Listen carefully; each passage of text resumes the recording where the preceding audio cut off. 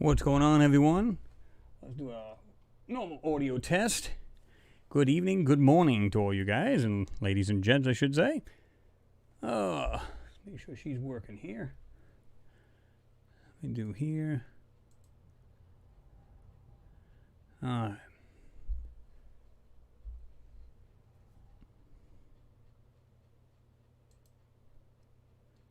What's going on, everyone?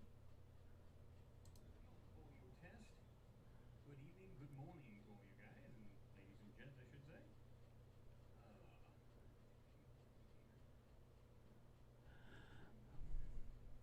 Alrighty, then. Let me turn this on. Scare everybody. Let's see here. What can we do here? Make this a little bit bigger here for you. You guys, what's going on? Hope everybody's doing well. Oh, another fun day in paradise. How's everybody doing out there? All the usual suspects are in there? Oh, man, we got them all in there. John Beck, Renee Cruz is in there. Coors, what's going on? Renee Vaughn's in there. Let's see. Thank you very much, Renee Vaughn. You said, hello, Chris. Okay, number one channel. Hello, chat. Everything good at you. Everything is good here. I hope you're doing well. Renee Cruz, Elaine Walls, Clerks 93 is in there. Yo, what's up? Noodles, what's going on? He's on deck. Photography, Light, and Magic's in there. James Cragen, Mike Knapp, Mimi Reacts, Photography, Light, and Magic, of course. Renee Cruz, James Cragen. Oh, yeah. Ron Conrad, I'm sorry. Let's see. MG Toes in the house. I'm so happy and excited to be here that I'm jumping up and down in my seat. Oh, I'll go easy in the seat there. We don't want to break anything, right? X15, what's going on? It's good to see you. It's good to see you because it's been a while since you've been in there. Let's see. Tony Gibbs, what's going on? Pete Ferrero's in there. Good evening, Chris, and all you great folks in the chat. What's going on, Pete? Let me see here. Yeah. Photography, Light, and Magic. You're right about that. You said, hi, Chris. I hope you are well. It's getting nuts in America now, eh? I'm glad I live in Scotland.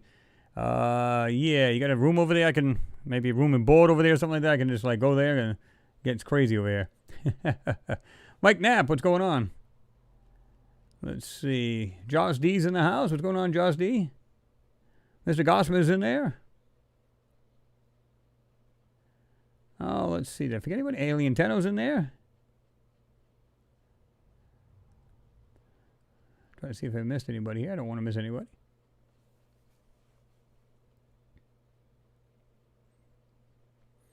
MG Toe says, thumbs up, everyone.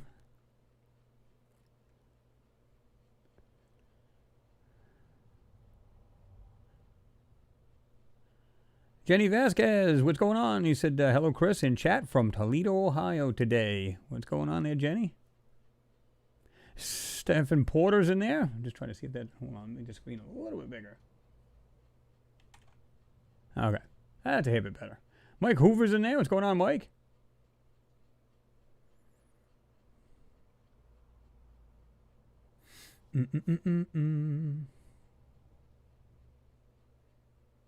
Steve Peld, what's going on, Steve? Good to see you in here.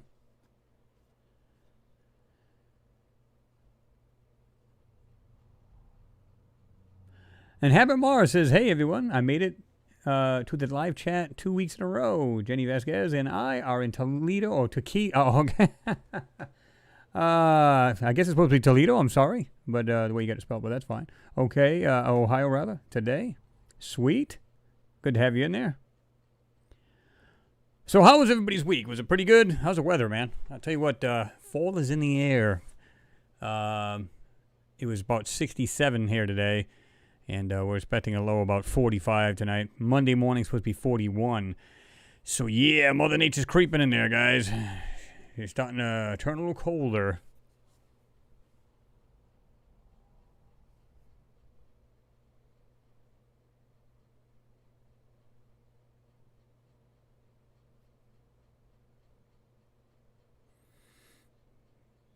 Oh, you guys are talking about Venus and all that, yeah? Venetian high life is hot. Oh, yeah. Well, here's the funny part. Now, I've got some pages for that we can go over quickly, too. It's funny how they say it's like, I think it's like 30 miles off the surface of Venus. The climate's a lot like Earth. So that's why they're saying a lot of these microbial life might be like in kind of like a swarm. I think they kind of described it, where it can actually live in the atmosphere. So, and they were talking about this channel, or well, not a channel, but a page was talking about how like there's darker areas, like they had it taken in different fields of, I don't know if it was like an ultraviolet or what it was. But when they took it, it had like these like darker, real dark, like condensed areas of microbial life. That would have to be a lot of microbes. But it's saying it's literally absorbing the heat as opposed to just reflecting it. Like, well, we know the atmosphere absorbs it anyway, right? This is the reason why we got this runaway greenhouse. But it's more the way they filtered it and then they looked at it again. It was just like this, like there's 2 or 3 areas that are really, really like absorbing this heat. So really weird that it's doing that. But that's why years ago they claimed that there could be cities on Venus, but they'd have to be like sky cities where the atmosphere and temperature is a lot like we have here on Earth. Now, if you go higher, 30 miles above Earth, of course it gets colder. Well, it's so hot on the surface of Venus that if you go high enough, it can actually get like the right temperature like Earth. So, pretty interesting.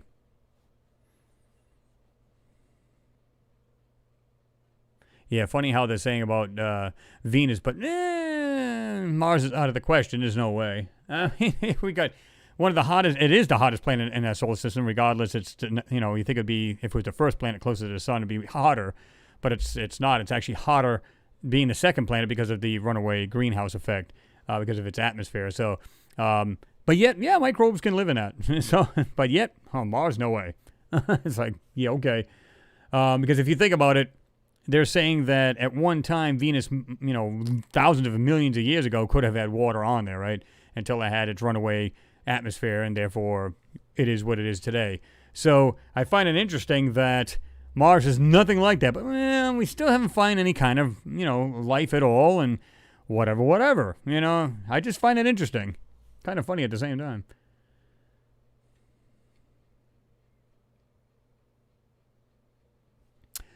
James Cragen, thank you very much, sir, for your support. As always, it is appreciated. You said, Chris, Sarah, great lunar vid this week. Can I say, Chris, the so-called rock was blocking the real stuff behind it? You showed us some on both sides, I'm sorry. Yeah, absolutely. And it makes you wonder sometimes if some of these were put there to be like the elephant in the room as opposed to what's really in that photo, and they're trying to block out most of this. But I don't think that's the case in this particular one because it doesn't, I'm not seeing any kind of weird areas of transparency of the rock itself. Now, we did see it on the very bottom where it looked like the ground kind of meshed up with the rock, but yet it was transparent. You could see the rock through the sand, which, again, is laughable. So it makes you wonder, you're like, okay, but that rock there, and I think she's spot on, Sarah's spot on about that because I don't think that's a rock at all. When you see some of the smaller details in it, not a whole lot, but we do have another one coming up. She had showed me. She's like a busy bee lately. She's all over these things like a bad rash. So I told her, I said, she said, well, thank you for doing. She emailed me. She says, thank you for doing that piece on me and mentioning my name. I said, you're a great researcher, regardless whether you're making videos. I said, this is the reason why I basically show her work, and that's just the way it is. It's anybody who tries to, say, listen, can you look at my work? In fact, I got a couple more. I think I looked at a couple emails, through the many of them. You get a lot of trash, and then you get the real good ones that from this channel. And I think I've seen a couple there with people saying, Chris, can you have a look at this as well? Now, I haven't checked out my Facebook today, but I need to go over that. So anybody who's, submitting some stuff, thank you very much for doing that. And I usually go over it, and that's it. We get something really juicy there, we'll definitely throw it in a video there, right? And yeah, so she's got another one she had showed me, and that thing is wild. And like I said, what the astronaut actually shows, Alan Bean, just to give that part away, but he actually did when he was, obviously on the moon, but he actually done his own drawing. And you'll see what I mean by the difference. It's pretty cool. And try not to give too much away. A little teaser. But you'll see anyway. It's pretty good. But she's throwing me so much information. I'm like, my head's ready to split apart. So I'm trying to get this together where this is the reason why you didn't see a second video, because I was going to do 2 Moon this week. So I'm trying to compile the other one together. I already done that first one. You guys seen it. If you guys haven't seen it, you can check it out on Lunar Anomalies. And so I'm trying to get the other together so I can go ahead and lay that one out too. Real interesting stuff.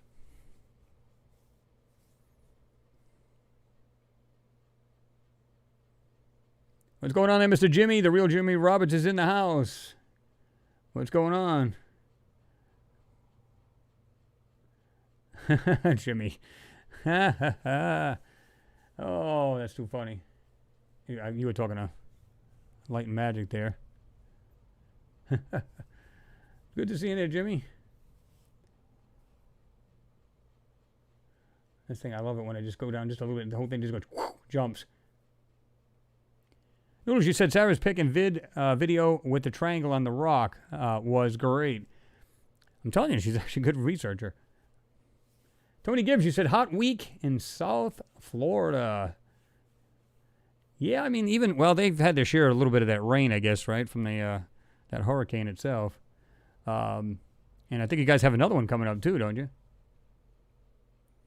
I think there's 2 or 3 depressions right behind each other, which kind of sucks.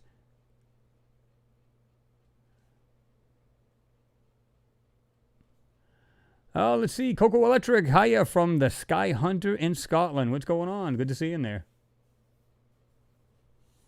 Jenny, you said it's cold here. It was a low of 45 last night in Wisconsin. We're truck drivers. Oh, okay, I got you. Yeah, so when you're traveling, man, you know, especially if you're trucking it all night long, you get out of that rig, man, you're like freezing your butt off. Me, on the other hand, where I work, being stock crew and stuff like that, we have to unload the trucks and everything else. And, we're in work for 6 o'clock. So, can't wait for Monday morning where it's going to be, supposed to be 41 degrees here in the morning. I think we're all going to go to Jimmy's house. He's over in Texas, nice and warm, got plenty of room over there. What do you think, Jimmy? Can everybody just head down there and have a big powwow down there with you? What do you say? Steve Pelt, you're right about that. They said cloud cities that could be on Venus. Well, at least they speculated, of course, right? They said if there's going to be any life at all. But again, my argument is this. It says whatever, 800 degrees, whatever. It doesn't matter. A lot of people claim, well, it's too hot to live on that planet. Yeah, live on the planet. How do we know they don't live inside the planet? Again, pure speculation, but that's not the point. You can live on any planet if you just make your own atmospheric conditions, right? If you live underground, if there's a way you can produce oxygen or whatever you breathe, whatever it may be, why can't they do that? Again, you can live on a totally gaseous planet. As long as there's something like a core to it or something like that, and you can put structures there on the surface, like in a dome type thing, and have your own atmospheric conditions, or underground, why can't you do that? If you have the technology and you're advanced enough to be able to do that, they can do it anywhere they want to, on any rock flying through space, or a planet or moon, right?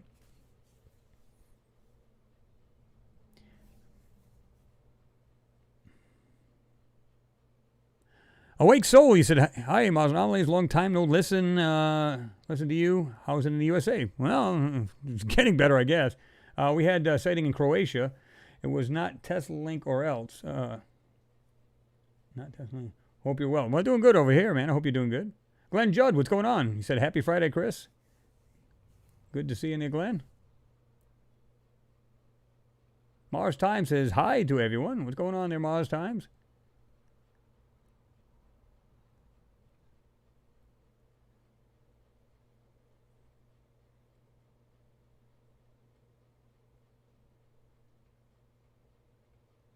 I hate when this thing jumps down like this. You literally just get down just a little bit and wham! Just the whole page drops. Michael Stark, what's going on? What's up, Chris? Happy Friday, everyone, he says. Cores. Okay, you're replying to Street Shock. Oh, sweet. That's good to hear, Jimmy. I know you've been posting these pictures going, man, you're probably thinking, please finish this pool. Of course, it'll be, cooler months when they finally finish it, right? Of course, I don't think it gets all that cold down there, but I know you guys do get cooler weather as well. But yeah, it's about time. I think they've already got it lined and everything else, right? As far as concrete and all that. So, I don't know how much further they've gotten with it. So, hopefully it'll get it done. Noodles, I've seen that. Jean Ward's, yeah, he said found an enormous starfish-like sculpture on one of his recent. I just watched that. Really interesting, and of course he showed that other one. I think it was, I don't know how long ago it was, but he had another video where it looked like it was on the side of a rock, a very large rock, and it had almost the same shape as that star kind of sculpture on. And if you notice, that sculpture had like a square base to it, which I thought was really interesting. That was cool.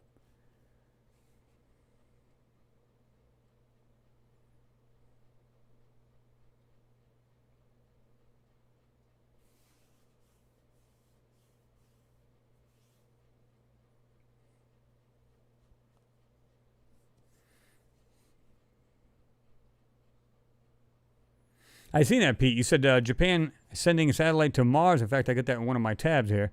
With 8, K camera pics to be transmitted to Earth with original images stored until return trip in, and of course it cuts off there. But in 2 years, I guess it is. But yeah, I mean, but you know as well as I do, unless it's in an area that has nothing to show, it's not going to reach us in 8K. You'd be lucky if it's 4K, right? Maybe 1080 if we're lucky. I just don't see that. Like I said, unless it's in an area where there's clearly nothing to hide or, of anything of any value that the people would, see, it'll probably be pristine photos. Other than that, it's like, yeah, could you guys, slide that orbiter over to where the rover is right now? That'd be great. Let's do a little 8K view of that. Nah, they won't do that. And if they do, I guarantee it'll be manipulated somehow, right? Elaine Millard, what's going on? He said, hi, Chris, and hi, all. Greetings from England. Hope you are all well. Funny story, woke up 3 a.m. this morning in the UK and thought, oh, drat, Mr. M. You thought you missed the hangout, right? Then realized it was only Friday and not Saturday AM. That's awesome. I didn't see. You must have went, thank God. That's awesome.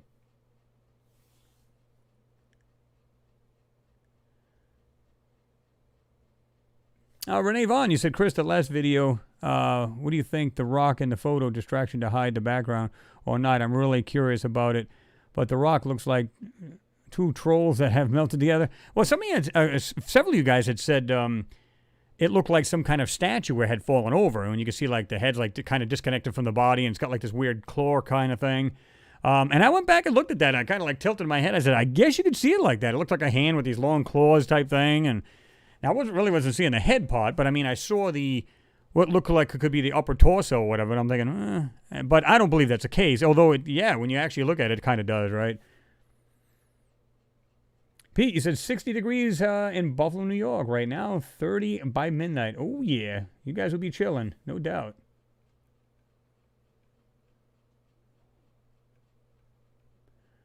Thank you, Elaine Walls, for your support. Thank you very much. I do appreciate you. You said, party time. Sending warm hugs to all of the family here. Friday night hangouts are the best night of the week. Totally agree with you. Especially when you're trying to get it, you finally are winding down from work and stuff like that. Now, I got to work tomorrow, as I always do. I work 6 days a week, and the only day I get off is, we usually try to get out of there early on Saturday, and then we have the afternoon plus Sunday. So it's not too bad, right? But, yeah, absolutely. Definitely look forward to it. Again, Elaine, thank you.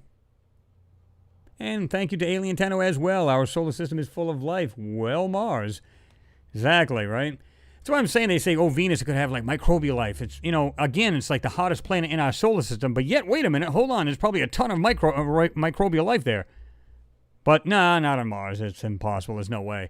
Yet that has a water cycle. It has seasons like Earth. The list goes on and on, but yet we're still trying to find microbial life. We just can't find it. Yeah, whatever. So how much you want to bet that is going to be when Perseverance gets there? They will, in fact, find it. There's no doubt in my mind. Term Via, you said, much love from the Netherlands. Keep doing what you're doing, man. Well, I appreciate that. Thank you very much.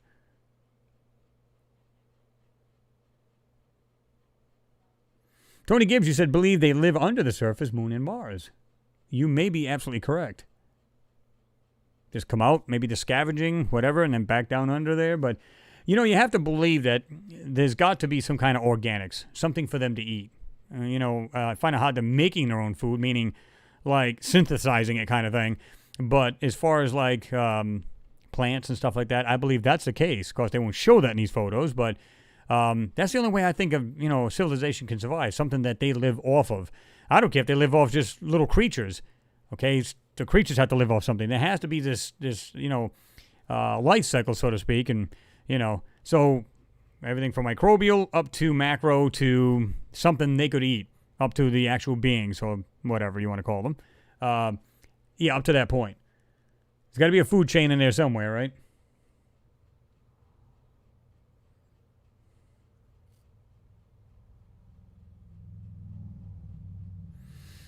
Let's see. Noodles just said Vancouver, British Columbia, cloudy, humid. Oh, humid thunderstorms later. Yeah, well.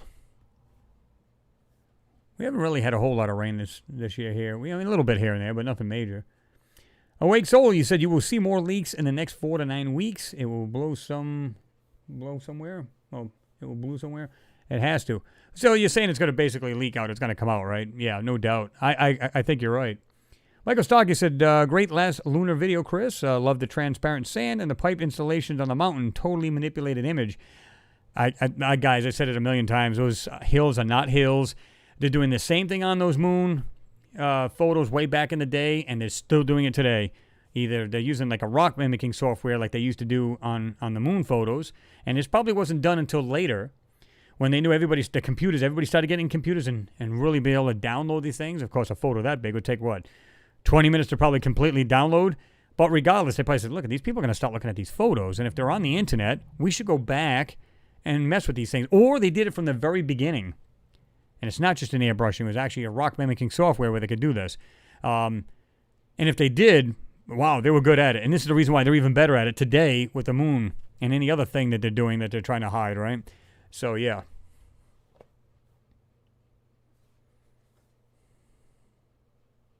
Greg McLaughlin, you said 8K easily to manipulate. Yeah, why not? What's going on there, Pork Garden? Good to see you in there.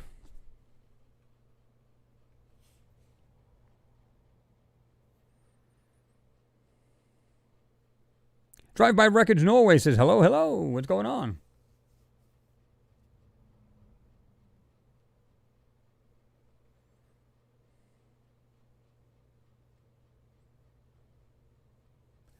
Noodle says 81 strong. Wow, Mars Anomalies has a subscribe button plus a notification bell, all for free. Awesome deal. Ask Chris questions by Super Chat.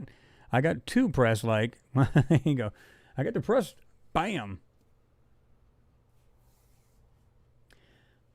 Michael Starkey said, Chris, more is being publicly revealed about direct energy weapons. DOD had a press conference of DEWs getting closer to Starfleet reveal. Yeah, have you noticed that? Yeah.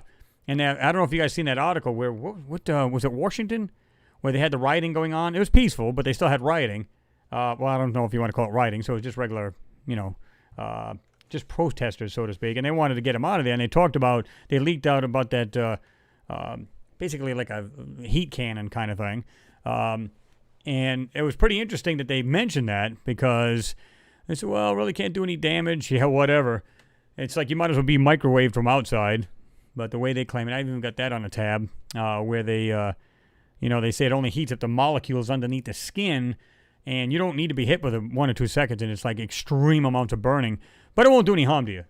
Now, imagine turning that thing up and leaving it on you. Oh, come on. You'll probably almost combust standing right there. So, yeah, I find that to be a little BS. Imagine pointing that at a missile, or a lot bigger transmitter, so to speak. Picture that.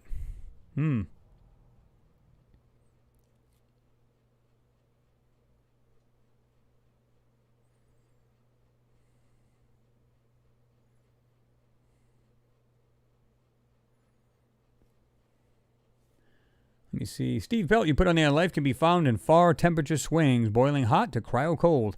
Absolutely. We see it here on our own planet. So, and then you got Mars is a lot like here on Earth, but yet, well, no, there's no more microbial life there. There was never any kind of life. But yet, Venus, probably. Yeah.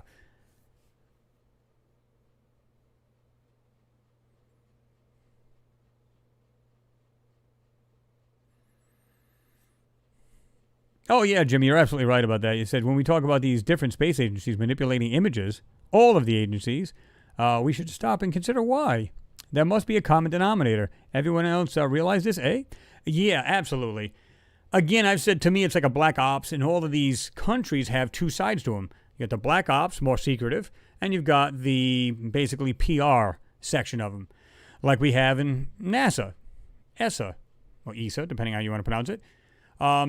So they have the black ops, and all of these guys, these countries that want to be spacefaring and already got crafts out there and everything else, they're all in together, like a United Space Program kind of thing. And then, of course, they got the PR, which is the next level down, and these people are doing legit work for their space agencies and passing it on to the public. The other part, like I said, is black budgeted and black ops. That's the side that they're all getting together saying this is what we can allow on these photos and this is what we cannot. And, of course, the DOD in our country is the one that pulls the strings, as well as I'm sure all of them do in all of their countries. And this is the reason why there's funds missing from countries, just out of the blue. What's $8 trillion lost between friends, kind of thing. Come on. They must think that people are really naive and just don't understand what's going on. We may not have the full picture, but we have an idea what's going on, right?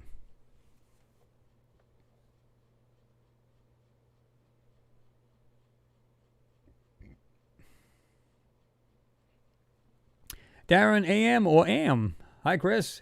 And hi, everyone. What's going on, Darren?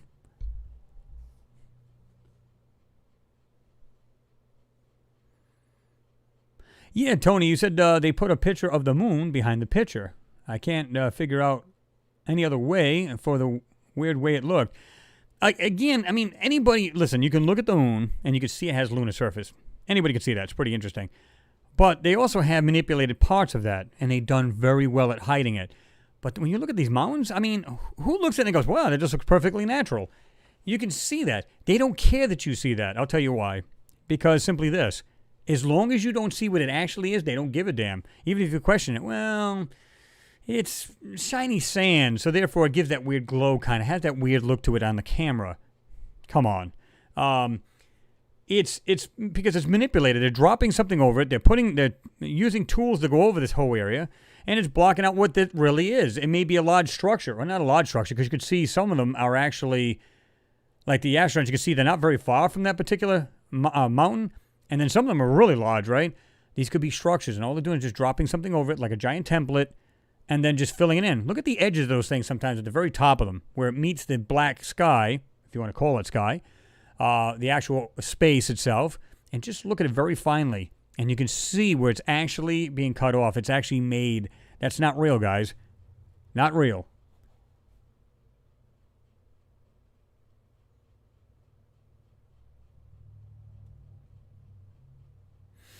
Jimmy said, Chris, remember in 1989 the Russians wanted to admit what they found with Phobos 2 before it was destroyed, but backed out the last minute. Somebody must have said no, and slapped their wrist. Yeah, but on the other side of the token, they did actually show that. There's actually a video of that, and they actually showed the last photo taken from the Phobos 2. And you can see the moon in the background, and you can see the photo itself, and you can see what looks like a cigar-shaped craft. And there's a woman, Russian woman at the time of Soviet Union, showing this, and there was a couple other guys standing around her. There's one or two other guys, and they're showing this, and I think it was in a video. You can actually see that. I think you can actually look it up on YouTube or whatever. But interestingly enough, that, when they said it went black, now the first Phobos 1, like I said, I think that just flew off and it was like a dead stick after that and no response from it.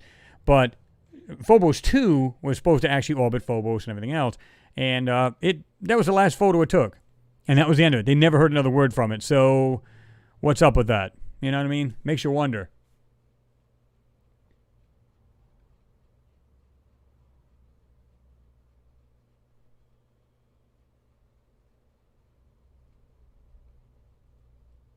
What's going on there, Mr. Corey? Mr. Bush Corey's in the house. Arts and Crafts is in there. What's going on there, Arts and Crafts?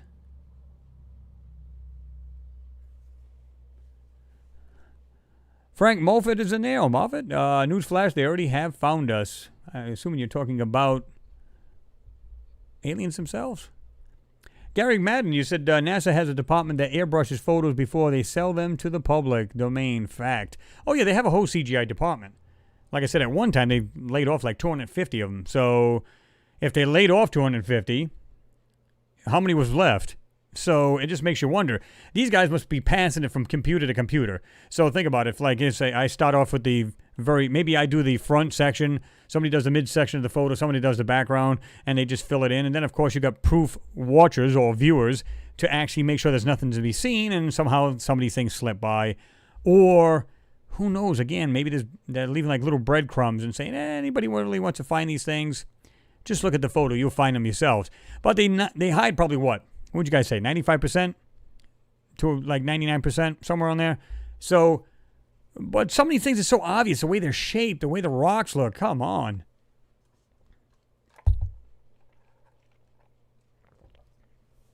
Ah, ice cold Subway tea. Nothing like it.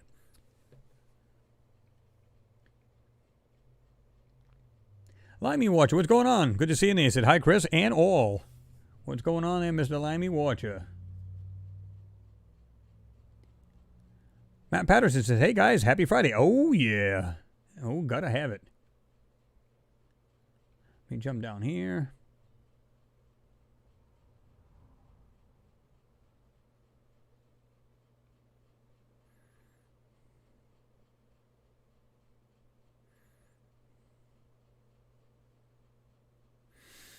Kimball Slice says, who owns the moon? A couple of companies? Question mark. What do you think? I don't know if I'd call them owners yet. I would say at least they're putting stakes on it, meaning they're just like, okay, this is going to be my area. And I don't know. Truthfully, I don't know. I don't know if they're actually like slicing it up as we speak, meaning, okay, this is our territory. You guys stay over there. And funny enough, it's funny you mention that because you guys see that article where they're talking about Venus again, and they're saying it's basically the Russian planet. I don't know if you guys seen that because they were the first one to send the Venera lander there. And when they had the series of the Venera spacecraft go there, I think there was a couple failures on it. And finally, I think there was 3 failures before they got the 4th one, or the 2 of them, and then there was a 3rd one made it. You guys can correct me if I'm wrong. But so the calling it at the time was Soviet Union, but now it's the Russian planet because they were the first to go, right? I don't know, but that is a great question. As far as who owns it, I don't know if they would say they own it, but they're definitely probably divvying it up. What do you guys think about that? Mars Times, I seen you on the, I think it was, you sent a link to my, you actually had it on one of my videos as well. You said, have you seen my version so far? Yeah, really interesting. I think it's cool. Just keep that stuff up, man. Keep bringing that stuff out. Tony, yeah, you may be right. You said the New World Order, controlling the drip of space info. It could very well be, but we know they're being limited. They're being told what to do and what they can let out, right? Like I said, the DOD, the Department of Defense, they basically tell them, listen, again, you can show this, but you can't show this. Needs to be hidden, whatever. If they had just come out with it from day one, nobody would have gave a shit. I mean, to be truthful with you, right? They probably just would have said, hey, wow, let's say the moon. I think it would have freaked people out on the moon, though, because it's so close to Earth. What's the first thing people would think of back then now? Not now, but back then. Oh, my God, they're this close to Earth. There's something living on our moon? They're probably thinking, oh, my God, we're going to be attacked tomorrow, and people would lose their minds. Today, there may still be people like that. We don't know. That are thinking, oh, my God, it's so close to Earth that how do we know they're not going to come and attack us?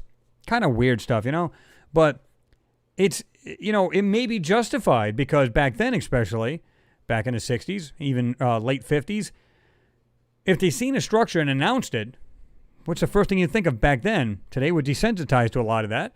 But back then, might have been freaked out. Think about it.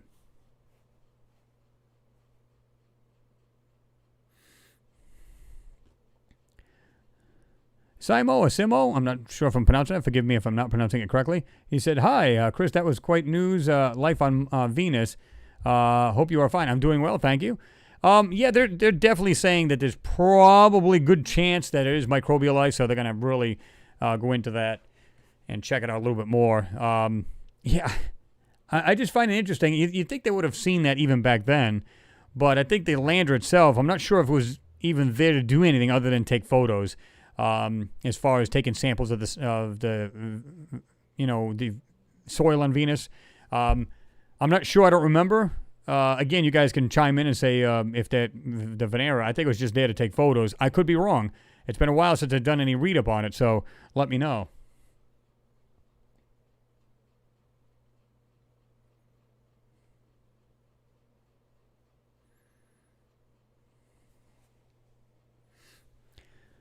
Greg McLaughlin, you said, do we really know what life is with our sphere of reference? Life in the universe, there may be all types of life out there with different tolerances and abilities to us.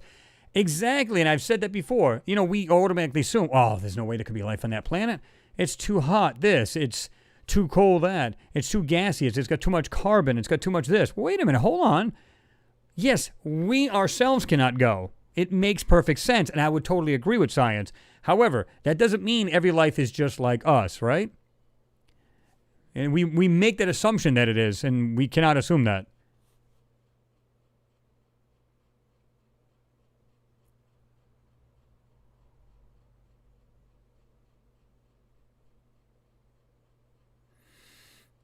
Let me see. Mimi, you said, I mean, people are more used to, since there are so many Hollywood movies about alien invasions. Yeah, they're desensitized to the fact that something could come out of the sky and everything else. But today, as far as, do you think, if they seen something come out literally in the middle of the day and come down close enough where everybody can see it, what would be your first reaction? First would be, wow, that's cool. What are they doing? And if it's just sat there and hovered in the sky, you'd be thinking, okay, what's its intentions? How long would you be able to stand there to think, okay, let's say it was over the White House or over the Pentagon or something like that. You'd think, okay, you'd be looking at the actual craft, looking at our important buildings and go, okay, what's it doing there? The oohs and ahs would turn into, oh crap, what's that thing doing over the Pentagon or the White House or whatever, or a military facility? That would be all cute at first, I think, and then everybody start to go, okay, it's just sitting there. What's going on? So even in this day and age, I think people would be concerned, but I think they should have just opened up to it right off the bat and say, don't worry about it. We'll keep an eye on it. We're actually up there for that reason, blah, blah, blah, blah. And there's nothing up there. It's just remnants of like a civilization, but there's nothing there now. And that would have made more sense to me.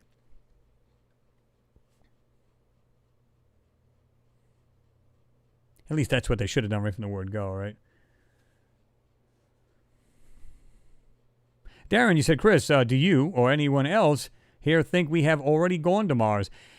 There's a video out there supposedly that we have gone. Now, it would not surprise me if we did. Like I said, if we could go to the moon and we figured out how to go there a lot easier, what's the difference between going to the moon and Mars? More fuel. More artificial atmosphere in the craft, meaning more oxygen, food, stuff like that. Again, I think something like a shuttle could actually do that.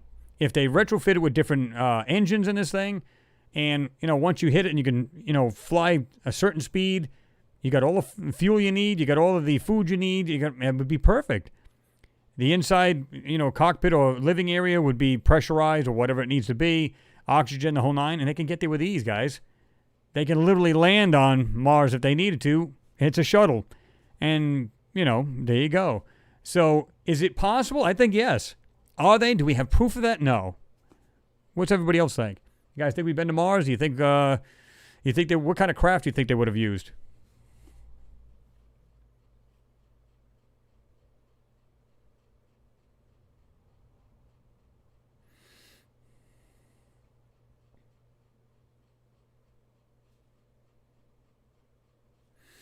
A dog. I don't know if that was like short for alpha dog, but a dog. Good morning, all. Hope all is well. Great moon video, Chris. Thank you very much. Appreciate that. Yep. A lot of those, like I said, I love doing those because you never know what you're going to find in those photos. You just don't know. Until you enhance it, then all of a sudden these things start to pop out and you're like, wow, you didn't expect it, right? And that's what's cool.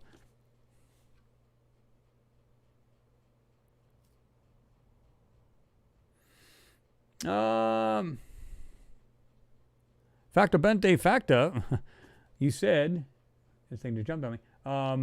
Are you going to look at some Mars pictures today? Yes, we actually have a pan we're going to look at. Some interesting rocks in there. And it's like, I think this is by Neil Spence. I could be wrong, but we're going to check it out because I look at so many of these pans. And it's like, he has like I think it's 3 to 5. There's 2 smaller photos, and then we got some sections of this particular pan we're going to look at. Really interesting because some of these rocks, you guys will agree, it's like, okay, it looks like a rock, but it doesn't. And that's what this is all about. To analyze these and you guys come up with your own decision, make your own decision based on what you see and say, no, I think it's still a rock. Or, wow, that's interesting. Doesn't quite look like a rock. So, and that's what this channel is really about, to analyze it. And then, of course, you guys can come to your own conclusions, what you think it is. And when I give you the link, you can look at it yourself and check it out yourself. And that's what it's all about, right? To open people's minds up, to get them to think. That's what it's all about.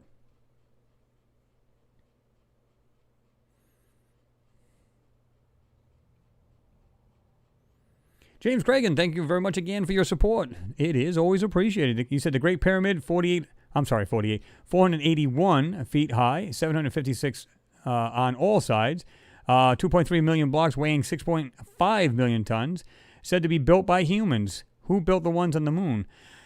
Yeah, I mean, I see that. I mean, there was one that was, I don't know if you guys seen it, it was like far off in the distance, it was a pyramid. Of course, that was, known to be a hoax. I truthfully haven't seen any real pyramid. Now, I did show that one moon photo where it was supposed to be next to the actual lunar buggy, right? And it was like so fogged out and just screwed with and everything else. And once we brought the actual brightness down, you could see what looked like a pyramid. Now, whether there's actual pyramids, I don't know. But let's forget about the pyramids just for a moment. If there's structures there, who built them? That's all we need to know. Not like it's a simple question to answer, right? We have to know that. That's the big question. And again, James, thanks for your support, man. Appreciate it. And another fun fact that a lot of people don't know is that the pyramids of Giza are actually 8 sides, by the way. Each side has 2 halves. Look that up. That'll blow your mind if you don't know that already. It is actually an 8-sided pyramid, not 4. There's 4 larger sides, but then there's 2 of them. On each side, they're halves. They're like slightly concaved, and you can see that during the sun when it actually hits at a certain angle.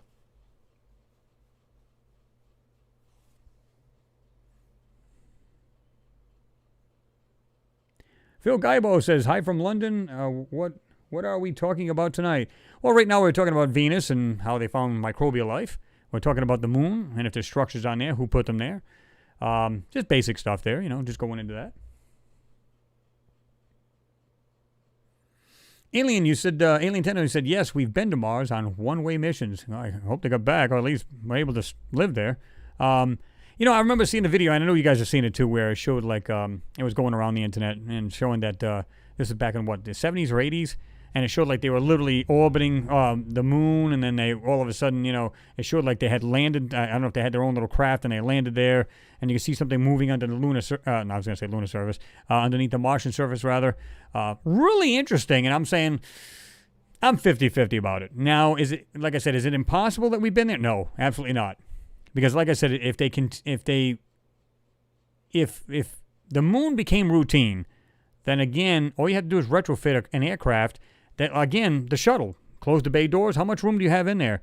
You only need to just hit the thrusters once, get in trajectory, get over to Mars, get into orbit, and there you go, guys.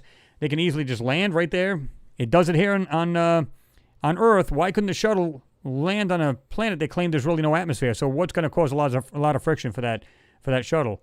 Chances are they'll land pretty darn well on that planet, right? They can literally take off from there too. How much gravity's on it? Think about it. So kind of like the moon, they can do that with ease because there's virtually no gravity on the moon, very, very little at all. So yeah, they can literally have no problem using hardly any fuel to get off the moon. So that's what makes me believe they've been to the moon well after the Apollo 17, right? They've been there long after that, probably still there. Structures, might be mining it by now, who the hell knows? And of course, we've seen photos that actually show that, or at least there was some in the past, right? Interesting. Pete, you said, I still think the Brookings report was a collaborative effort between aliens and our government to hide the truth. Yeah, that's a possibility. It's speculating, but yeah, absolutely it could be, right? Or it was even back then where our countries got together and talked about this, like they sat in like this big room, this big think tank, and said, let's come up with this, because they're having that what if moment. What if we, the people, actually found out the truth? How would we react to it? Would there be total social breakdown? Would religion go to crap? Would, and I think it's all of the above if you really think about it. So, yeah, I mean, interesting to say that. You like to be like a fly on the wall during the times where they're coming up with this meeting and saying, let's make this Brookings report, right?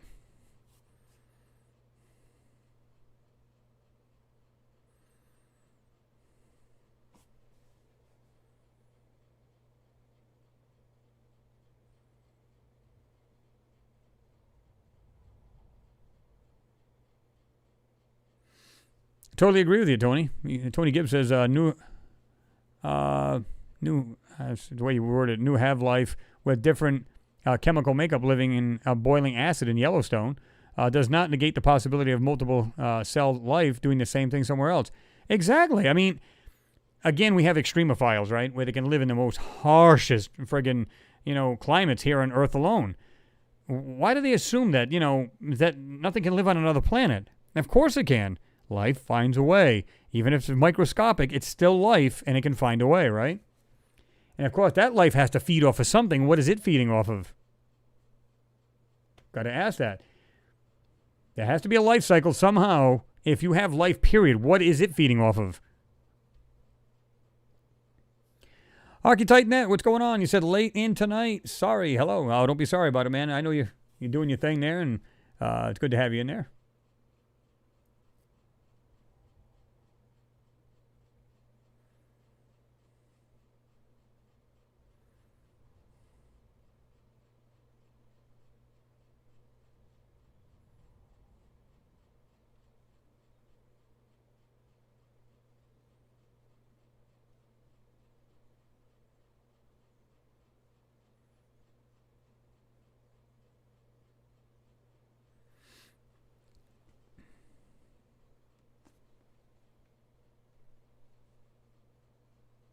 Let me see. This thing jumped on me. I'm trying to go back here.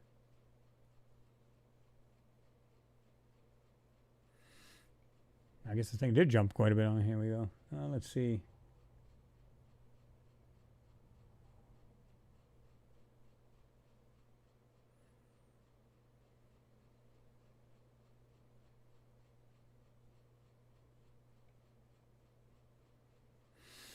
Michael Stark, he said 100% we've been to Mars and every planet and moon. Military has had anti-gravity ships since 60s and 70s. Humans have already explored our solar system and beyond, just keeping it silent from public. Well, yeah, I mean, they were, messing around with anti-gravitics back in the 40s and 50s, for crying out loud. You can look this stuff up. I'm not making it up. So this was stuff they were fooling with a long, long time ago. So if they had that, different propulsions, there's no doubt in my mind that they're on Mars already.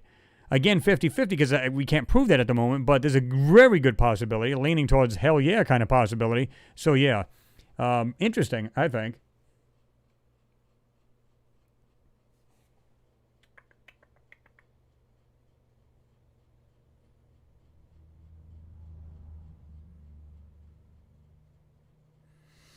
Inhabit Mars says, I believe somebody is on Mars because I've been going through Terraform Mars gigapans, have shown numbers painted on rocks. It seems unlikely they would use the same number system as ours. Well, it's hard to tell, right? Let's suppose we were like a dual world civilizations where back in the day we, because they say we're like in the fourth cycle, going on the fifth cycle of Earth, basically, where it's had catastrophic events, flooding, fires, whatever it may be, pretty much almost killed off the planet. But way back thousands of years ago, we could have been more technologically advanced we are today. And of course, all of that disappeared over thousands of millions of years. And we might have been actually like Mars. We were traveling back and forth. Pure speculation, of course, but we could actually be on Mars at the same time. Maybe we weren't. I don't know. But when we look at some of the things on Mars, it seems like there's a lot of things that we recognize, like some things look like a spacecraft, structures like we would have here on Earth. So is it a possibility we were like two-planet civilizations? We were just bouncing. And then there's a pending doom, or was, they seen the pending doom and just came here. And then, of course, after that, then we had other cycles of life here on Earth where all that technology was lost and we started again. And we are who we are today. And what we're seeing now is remnants of when we were there, or a civilization a lot like we are today. Who knows? Maybe theirs stopped off. Maybe they're a little bit more technologically advanced, more than we are today, but maybe years ago, right? Again, there's no way to prove this, so it's pure speculation, but nonetheless, it seems pretty interesting, and it seems to me like that could be a very good possibility. You guys could throw your thoughts down, as always.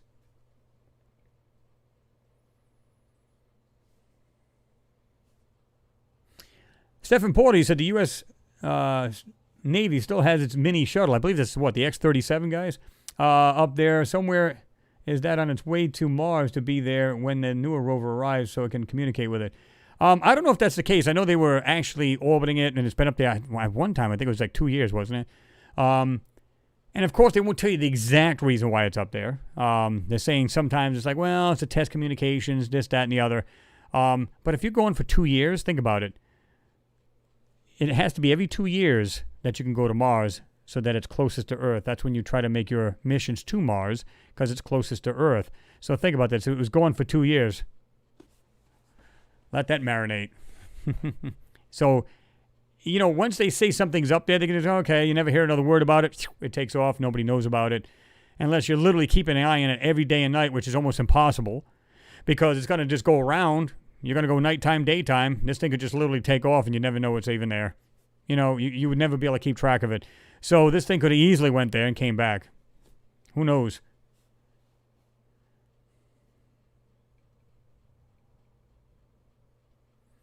Infowars, WikiLeaks, what's going on? Good to see you in there. He said, hope everyone is doing well. We are doing well. I hope you're doing well as well. Good to see you in there.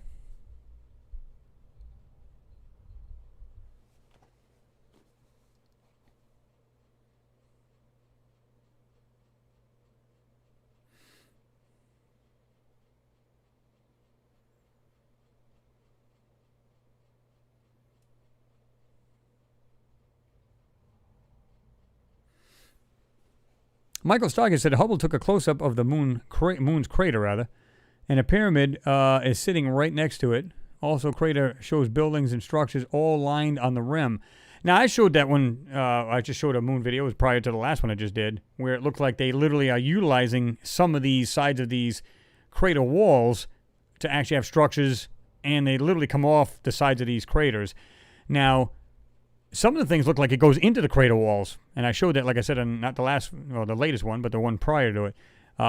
Really, really cool stuff, and just you can sell this. You can sell it. You can sell it too if you want to, but you can tell that stuff is, like I said, the way they made these landmass, like designed, you know, the ground or whatever it may be, where the structures are probably sitting, you can see that it's been intelligently made. It's not just lunar surface where it's just dust, rocks, and little mounds and mountains, as you would know, you would expect to see, right?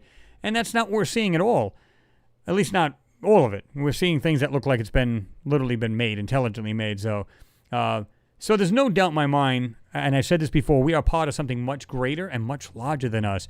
And I think that would scare some people. Now, to the average person like us, probably not. And I know it wouldn't scare me. I'd be like, yeah, bring it on. Let's do this. Let's see more. Mars Time says, could the moon be a shuttle port for Mars? Well, that's what they're trying to make it now. So was it back in the past? Good possibility. Like I said, maybe thousands of years ago, maybe when man was alive and they were maybe more technologically advanced, maybe that's what we used it then. And now maybe we're seeing our old structures now from way back when. Or they are indeed alien structures. Regardless, we're inspecting them. This looks like spacecraft.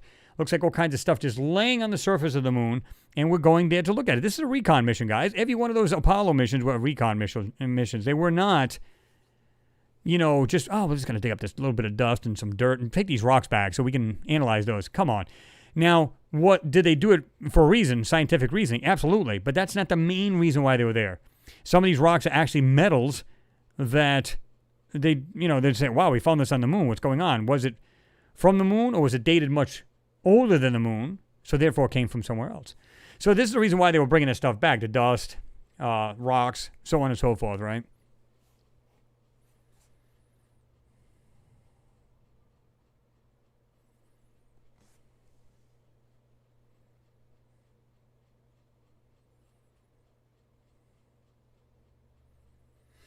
Turklerin, what's going on? Good to see you. He said, oxygen on Mars exists, so crafts is no problem. One trip to Mars. But owner of the moon is no human. The ones who put there in the first place. Well, yeah, I mean, I've read stories like that before, and again, it's cool to read, and I just wish we could actually back it up with some real facts, because at this point it's all speculation, but it's all leaning towards that way because of the stuff that we're seeing. Now, was there an entire civilization? Was there more than one civilization living on the moon, meaning different civilizations, different beings? Very good possibility. Why couldn't they coexist like a lot of us do here on this planet? Although at this day and age, it's hard to say we are actually coexisting, but yeah. To me, it just seems like if you could go to the moon and see these structures, it must be the wildest thing to see. And, yeah, must be really cool.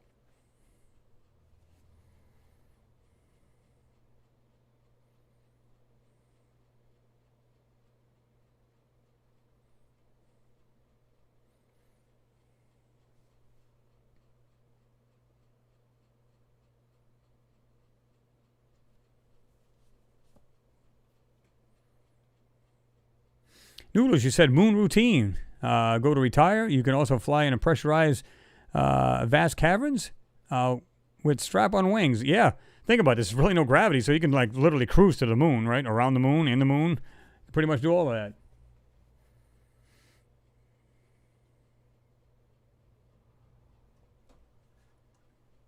Subway, eat fresh.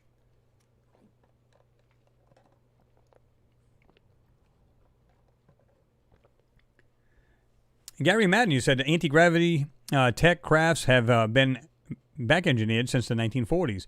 The Tic Tac UFO is back-engineered alien technology, part built by human, piloted by human. Work of Lockheed Martin Skunk Works. Yeah, I mean, they're into a lot of this stuff, guys. If you look up Lockheed Martin, oh my God, they had their hands in something, whether, I believe it was the Apollo missions as well. A lot of these crafts that flew, like these orbiters and stuff like that, they had like a small hand in it. Now, I think they were called something a little different back in the 30s and 40s, Lockheed Martin, before they actually became that name. But regardless, they had their hand in this stuff big time.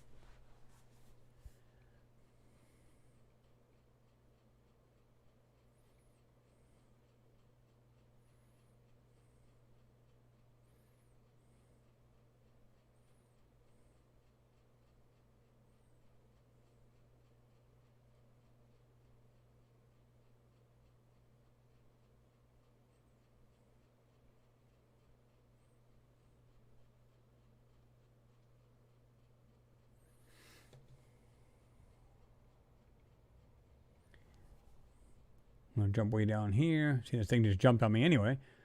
Let's see. What's going on here, Daniel Webster's? Good to see you there. Good to have you.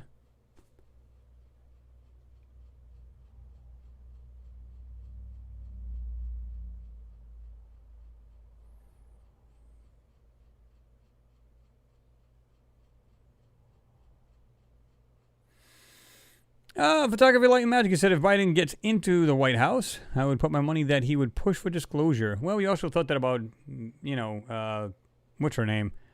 Saying, oh, yeah, when I get in, I'm going to push for that. Here's the thing. I look at it like, again, the president is nothing more than a PR puppet, right? So, to me, they're pulling the strings, too. They just say, listen, they go, listen, I'm the general here. I'm the, general in chief and all this other BS, and they're gonna go, yeah, that's fine, that's cute, but yeah, you're still on a need-to-know basis. I don't think they're privy to it, and if they are, they're probably gonna keep it hush too, for the goodness of mankind, so to speak. So I don't think they'd even be able to get it out of them. Even if they could, they'd probably be sworn to listen. You still gotta keep it to yourself, because we'd hate to see you have a terrible accident. You know what I mean?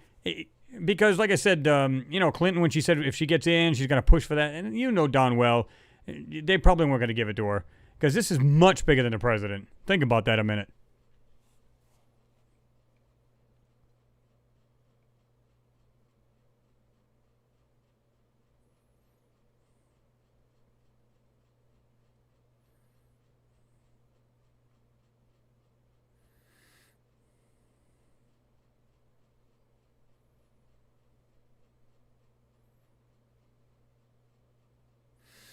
Quantum Discovery Network, what's going on? Good to have you in there. You said, we learned what we have forgotten a long time ago. It's different because we are different. Always there are signs of technology such as transportation and housing.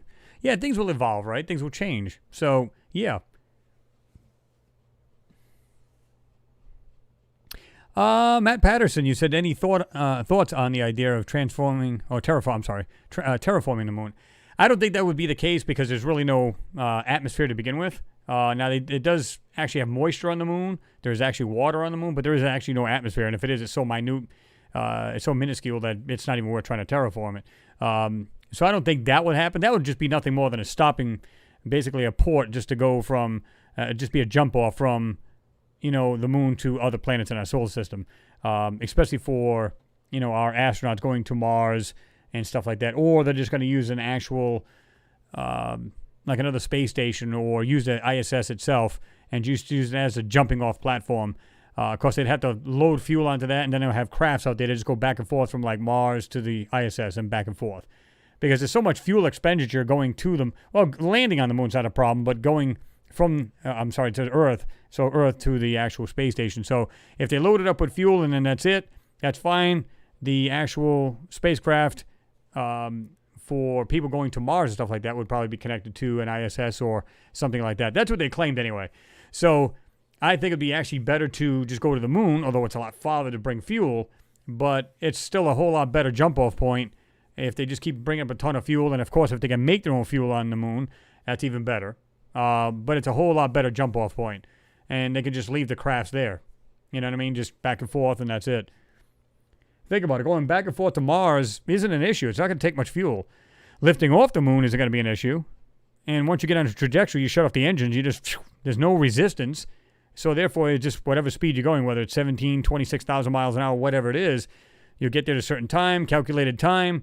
You get there, slow your flight once you get to the orbit of Mars and land in there and take back off. It wouldn't take a whole lot of fuel. And then, again, if they figure a way to make fuel on Mars, which they're already doing that, they're figuring out different ways to do it, then they can just refuel and off they go again. So it's not going to be really complicated if you think about it.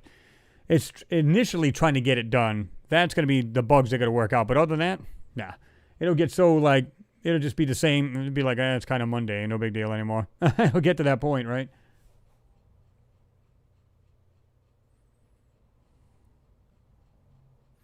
ArchetypeNet, you said, I'm inclined to agree with Ben from Suspicious Observers, good channel, by the way, that we went to the moon to gather evidence of solar micronova event.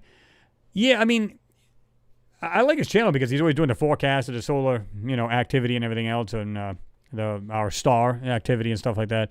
So, yeah, really good channel. I like his channel a lot. But, yeah, I believe that, too. I strongly believe that. I mean, I'm sure there's a lot of reasons why they went to the moon. But what is the biggest reason why they went to the moon? Like I said, trying to take parts of the rocket and bouncing them off the lunar surface. Oh, wow, it rang. Getting rocks and dust. And then the big picture, which is, like I said, a recon mission to see what's, gather information or parts or whatever they can off of these technologies laying on the moon, whether it be structural, spacecraft, whatever it may be. That's why they're there.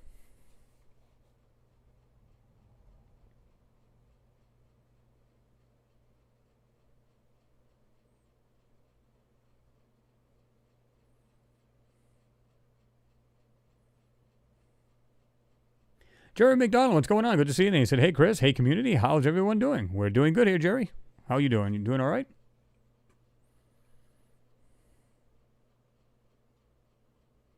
Awake Soul, what are you talking about? What's fake? He said it's fake. Fake is Flat Earth. Fake as a Sun Simulator. And fake as Planet X. Whoops. Damn it. I hate when this thing jumps like this. Let me go way back here. Darren... AM or AM, I'm not sure. Big shout out to Dave Gannett at Mars X3D. He had some great moon images on his channel today. Oh, it's today? I have to check that out. Yeah, he does a lot of good work, Dave. He's really good at what he does.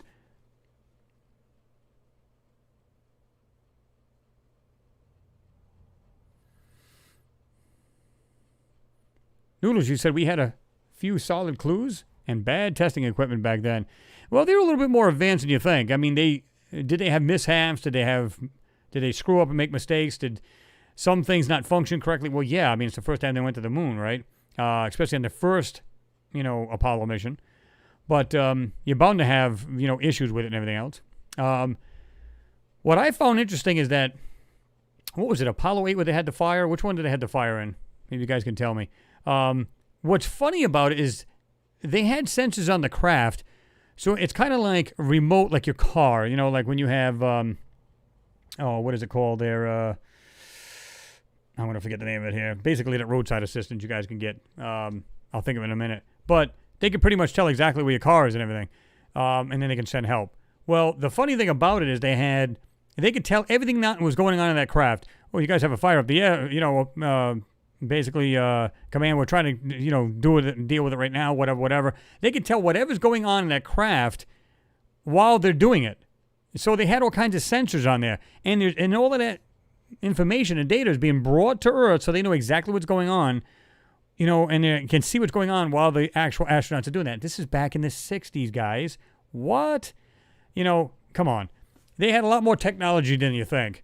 And, a lot of people don't think so, but they did. All you got to do is look this stuff up, and you'd be amazed at the stuff that they had.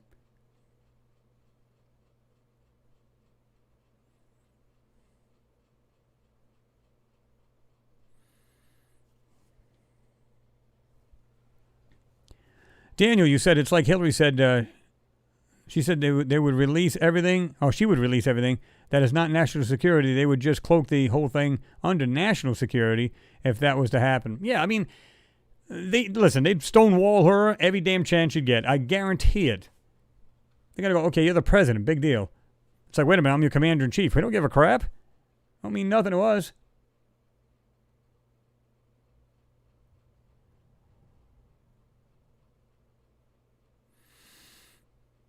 Alien Tenny, you said everybody wants to go here, there, and everywhere. Last time I looked, Earth is the best place? With a question mark? Maybe I'm weird.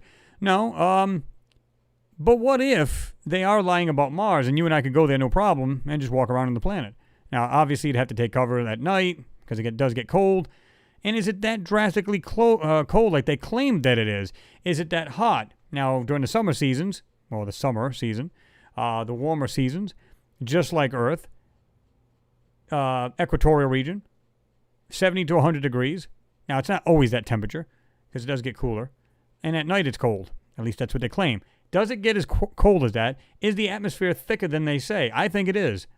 And I think it actually holds heat a little bit better. I don't think it's too thick because it's allowing a lot of sunshine to get in to heat up the surface. Because keep in mind, it is actually further, common sense, right, than Earth is. So it has to be a little bit thinner. It's letting in more heat. It's getting just as hot or warm as Earth, or almost as hot. So, but if closer to the ground, oxygen staying there, you got water, you got all this other good stuff, and I think you and I everybody could walk on this planet. You might need maybe a sweatshirt or something like that, And then when it gets cold at night, you'd have to take cover. But other than that, nah.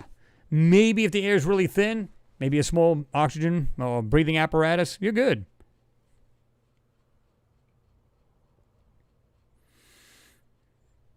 James, you said, Chris, all or any former presidents or candidate can say what they want. They will be shut down as soon as they are in office or not. The big boys call the shots, not the president. You know that. Yeah, exactly.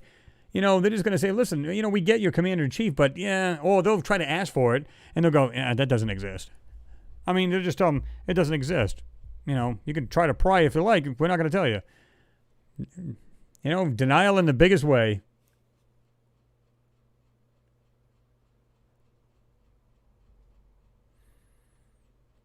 Mimi, you said it feeds a theory, moon, the theory, the moon is a spaceship. Yep, could very well be.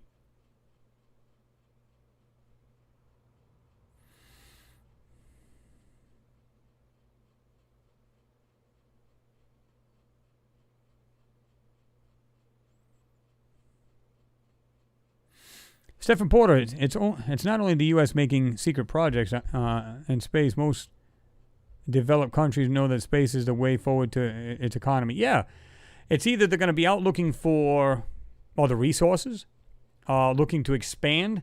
Because here's the thing. Let's suppose we get onto Mars and we make our colonies there and everything else. It's not going to be just the United States, common sense, right? It's going to be Europe. It's going to be India. It's going to be all of these countries that are already ahead of the game, meaning that they've already have orbiters, their landers and everything else, like China, United States, European Space Agency, so on. Like I said, India. All of these that are sending spacecraft, they're going to be the first ones to actually get people on the moon, on a base, or on Mars as a civilization. So to me, they'll get the final say, of course. And they know that, listen, once we get there, we establish something where, the more people we have on a different planet, the more chance of our survival rate.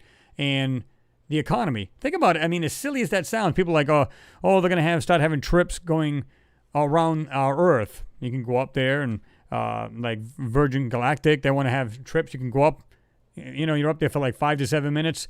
You're up around Earth, and then you go back down.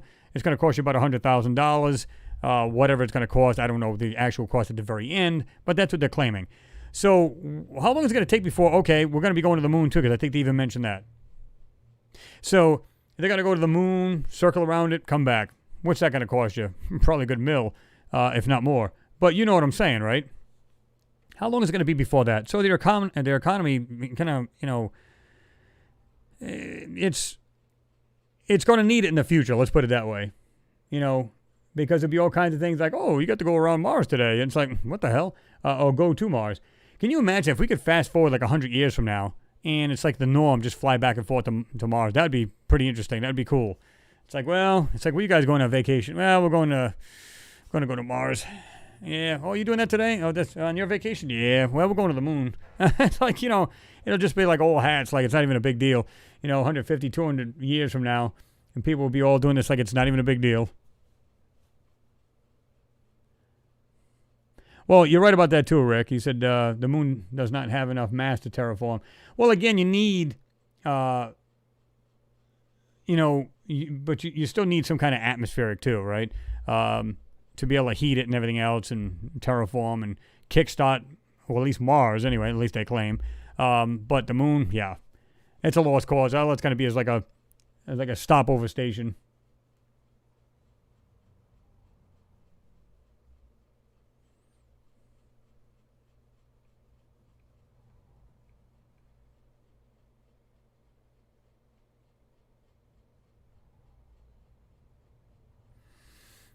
What's going on, Adam? Good to see you in there, man.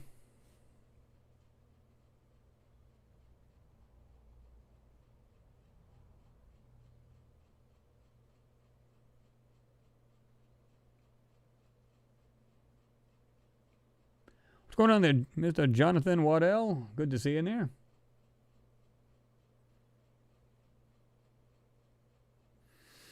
Yeah, Pete, you make a great point. You said with the problems they had on Apollo 11, 12, and 13, NASA, wanted more than moon rocks. And here's the thing, these guys are willing to go there. Again, if you guys were back in the day, let's say the very first mission to go to the moon, would you have gone if they said, well, we want to go up there and we want to check out rocks? Now, some of you might say yes because we've never done it before, so absolutely I would go. Now, if you were 50-50 going, okay, what are the chances of us making... Oh, I'm not going to lie to you guys. You guys could die instantly. You could die on the launch pad. You could die... Something catastrophic can happen from Earth to the moon. You could crash land into the moon. So you go, oh my God, do I really want to do that? I got family at home, whatever. But now we change the actual content. We say, well, there's actually structures on the moon, and we want to show you these photos right here on this slideshow we've taken on the film. You can see these structures. It'd be like a no-brainer. Don, hell yeah, I want to go. I mean, big difference keeping you 50-50 on the fence. It's either going to sway either way. Now, they would probably still go because, again, it's never been done. But that would entice me a whole lot more if they said, you're going to go up there and see stuff that's not ours. It's alien. Sign me up. I want to go there. I'd probably have to bring a couple change of Fruit of the Loom, but I still want to go there because I want to see what's up there. And it's like you'd never be able to see this in a million years on Earth. So to go there would be astronomically awesome. Would you guys go? Back in the 60s now. Put yourself in their shoes back in the day. And they're claiming, it's the first time you're going to the moon. What would be your thoughts on that, guys? Would you go? Just on we're going to get rocks and dust? And what would be the difference between that and saying, okay, you got to go up there to see alien structures? What would be your answer? Or what would be your thoughts?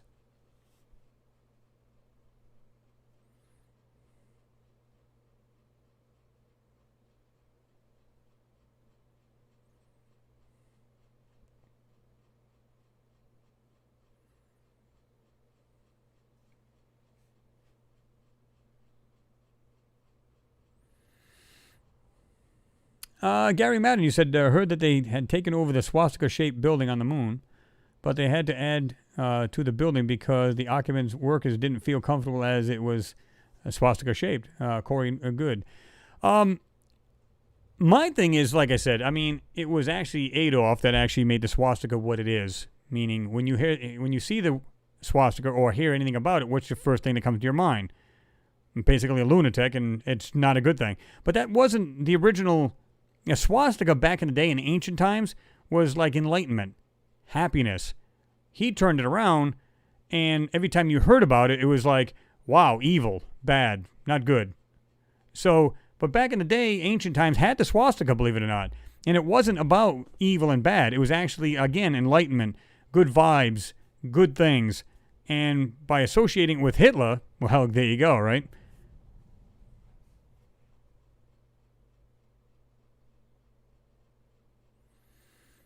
Noodle says 136 strong. Let's do it. Do it to it, guys. Says we have a subscribe button. Go ahead and hit that subscribe button, guys.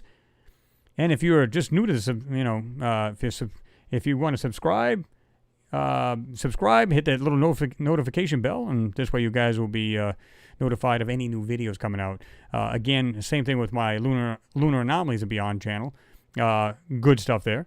In fact, I was trying to do actually 2 moon videos this week, and I got caught up in work and all that other good stuff. So, but that one's going to be coming out too. Again, this is like one of 3 or 4 that Sarah and I have been going back and forth. Sarah and Michelle. So we've been going back and forth with those as well. She's had, sent them to me. I'm like, yeah, what is that all about? And when I showed her the stuff that was in the background of that latest video, she was like, oh my God. So she inadvertently, like I said in the video, when she enhanced it, I could see the thing on the right, but not the thing on the left. Until I started looking at it a little bit more and I enhanced it, come right out. And so did the other one on the other side. That stuff came out even more. So clearly this is not just a mound or some kind of mountain. This thing is structures, something mechanical laying there, right there behind that rock. This giant boulder, which he believes is melted and not a boulder at all. So yeah.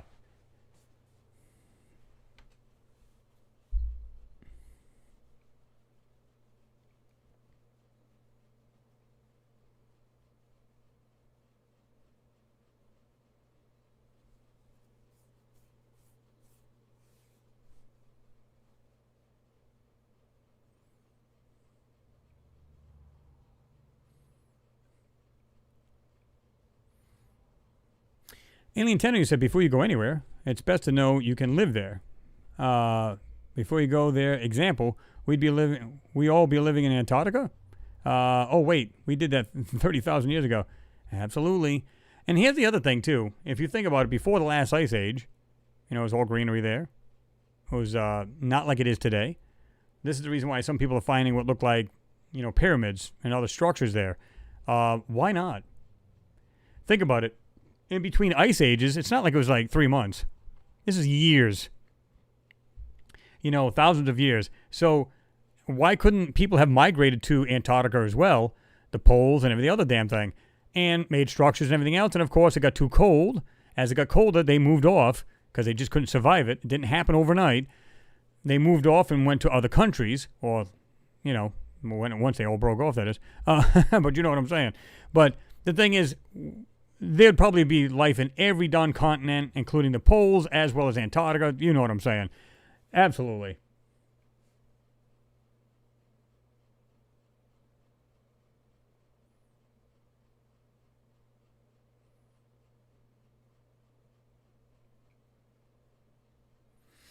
Tony Gibbs, you said they burned on the pad.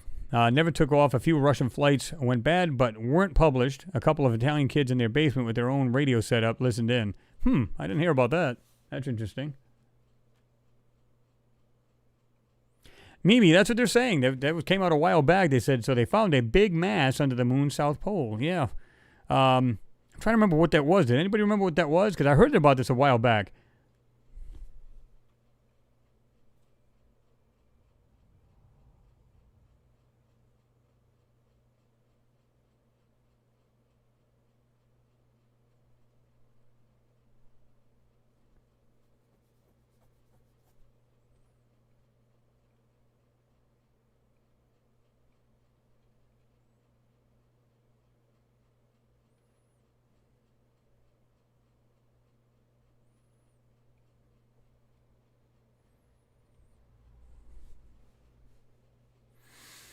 Tony, I guess you're talking about Mars, right? You said, but there has to be more than they say to make those parachutes work. Well, they made them extremely large, right? Because the atmosphere is supposed to be thin. And if you've seen the size of these parachutes, you'd understand why. They're quite large. But I believe it's thicker than that. You know, and that's what we were talking about, the helicopter that they're sending there. That'll be interesting because, first of all, it's supposed to be lower gravity, lower, you know, they say, well, the air is thinner, stuff like that. So this is the reason why they had to have the propellers, basically, I think it's like between 2,500 and 3,000 RPMs to have this thing take flight. Now, if it's thicker than what they say it is, well, that thing will fly with ease. You know what I'm saying? So that ought to be pretty interesting. I'd like to see that. I'm sure none of you guys can wait until you see this thing get there. I want to see if they just go, oh, well, it took off and then it just crash landed. That's the end of it. Or, you know, oh, no, it's a success. Okay, show us the pictures. Let's see what that looks like.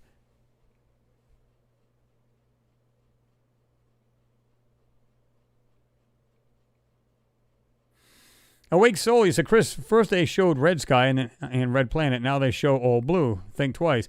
Well, here's the thing. No, they actually was just the opposite a lot of times. The InSight lander, if you look at that one, during that video, when it first showed its very first photo, it was blue sky.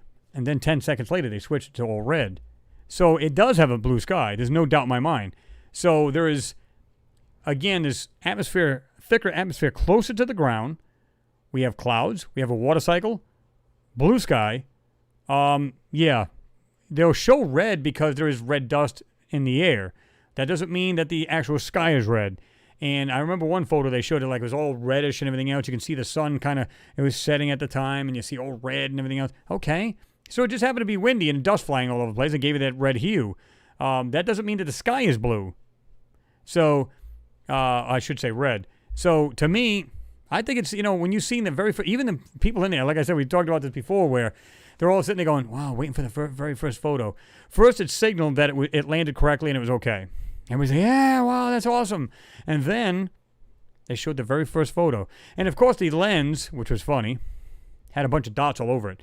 Like some kind of mud or something had scattered on it, but it was still blue. And you see everybody, wow, look, the sky's blue, the sky's blue. Not 10 seconds later, everything was red. It's like it just went zoop, and it put that red filter right in front of the camera, and that's all you seen after that was just red. So who are they BSing here, guys? Come on.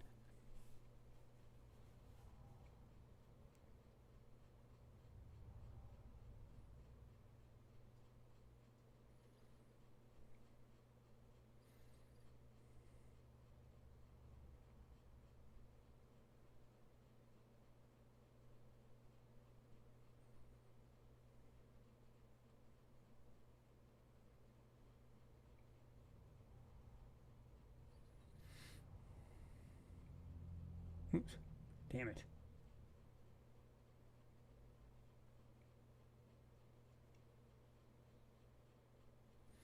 What's going on there, Phil C? He said, daggone, almost missed this. Hi, everyone. No, you're good, though. Good to see you in there.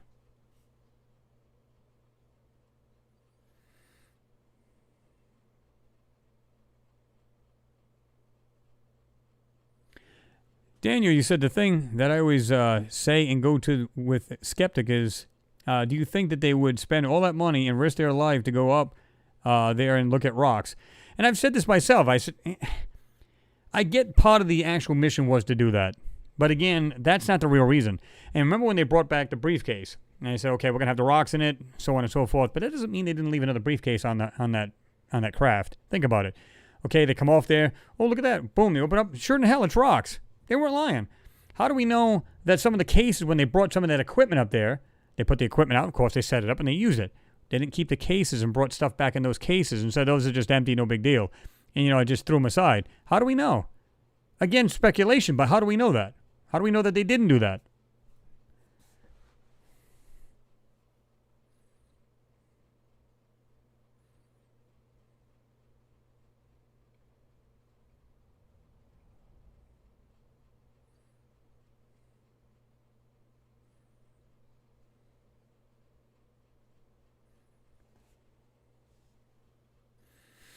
Dave Havery's in the house as well. Why is there a blanket ban on the visitors to Antarctica? Well, actually, there isn't. There's you can actually go there on tours, and you can go on for vacation. You can go on whale watches. You can go on, stuff like that. Just certain parts of it, because it's more, what's the word I'm looking for? Well, basically vacation thing. You can do stuff like that there, and certain parts of it. Now, that's just because it's been set up there. Now, if you try to go other places, clearly, if there's no, places to go to cruises and stuff like that, then clearly you're not going to be able to go. But you can go there. You can actually get trips to go there and everything else.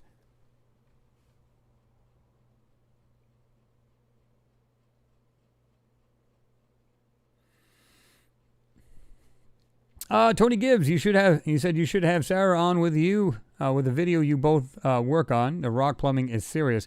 Oh yeah, absolutely. I mean, yeah, I'd love to have it. I mean, she's like super busy, but she's able to, while she's on her downtime, she's able to do this stuff too, which is awesome. So, because of the COVID and all this BS going on too, is that she has a little bit more time to do some of these things, which is good. But I know most of her time's taken up, so that kind of sucks. But yeah, that would be interesting. I have to throw that at her, see what she says.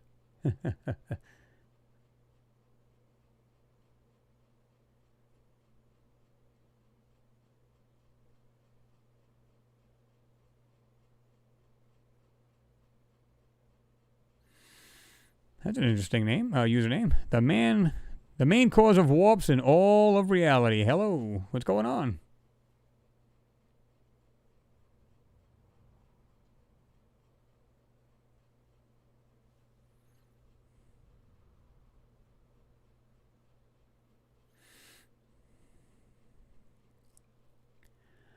Michael Stark, he said, that must some hologram where the closer you get, the more detail appears. LOL, with my 5-inch scope in Barlow, lenses stacked, I can see the cities and the craters and crafts going to and from work.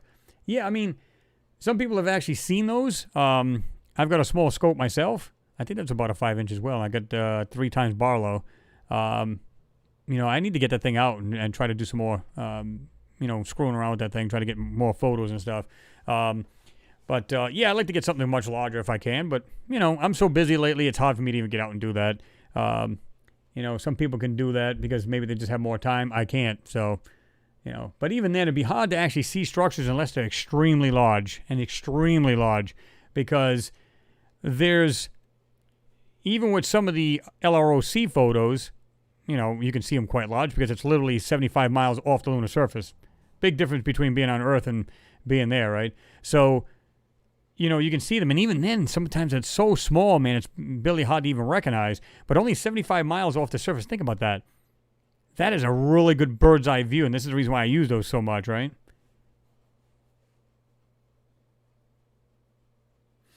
Steve Pell, yep. You're talking about the helicopter. It'll crash on the first flight into the rover itself, destroying both. That would suck. It's like, boom. Okay, see ya.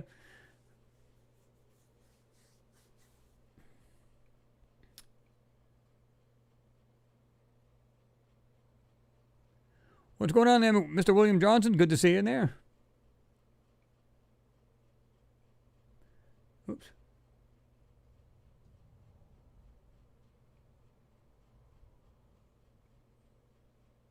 No, we won't do that, Jerry.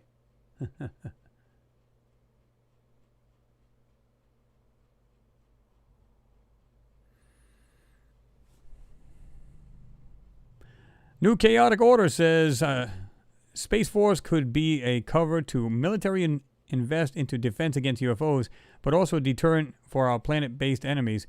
I think it's twofold. I think it's either or, right?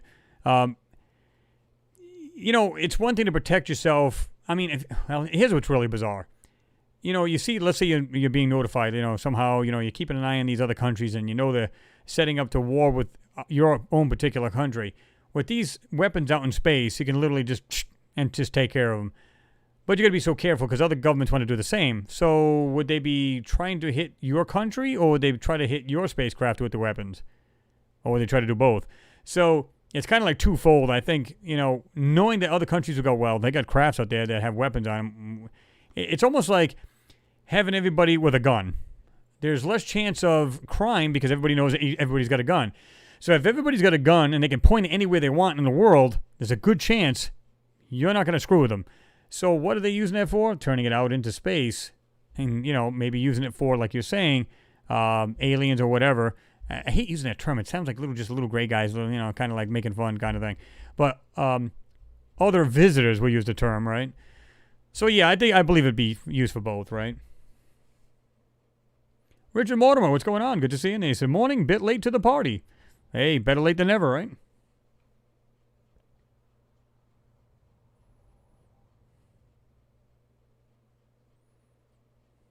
Oops. Architect Net, you said, I remain the ever skeptic on lunar and Mars anomalies, as they are some things which could definitely be explained by high voltage electric arc discharge phenomenon. Yeah, that could be. I mean, like what the heck is it? Hold on. What is that? Okay. Let me hit this. Make it full screen. There we go.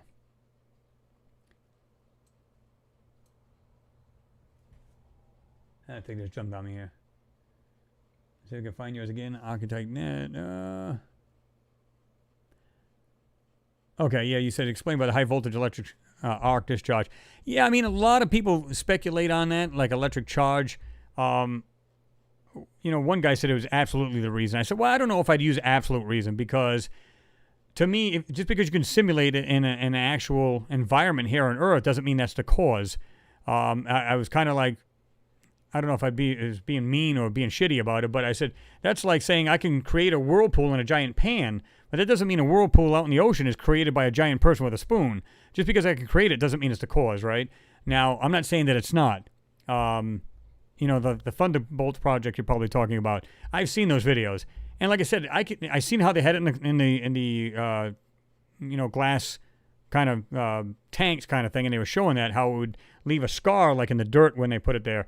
Okay, you can simulate it, but that doesn't mean that's a just cause, right? It could be anything. Like the Valnera's Trench, whatever the hell it was. I'm pronouncing that wrong. But you know what I'm saying. They said that was probably created by that. Or it was another body that scraped Mars back in the day, which is a very good possibility. It could have been a massive Mars quake that opened that part of that planet up. Who knows, right? There's so many, theories we could throw at it, and it could probably be all right. I don't know.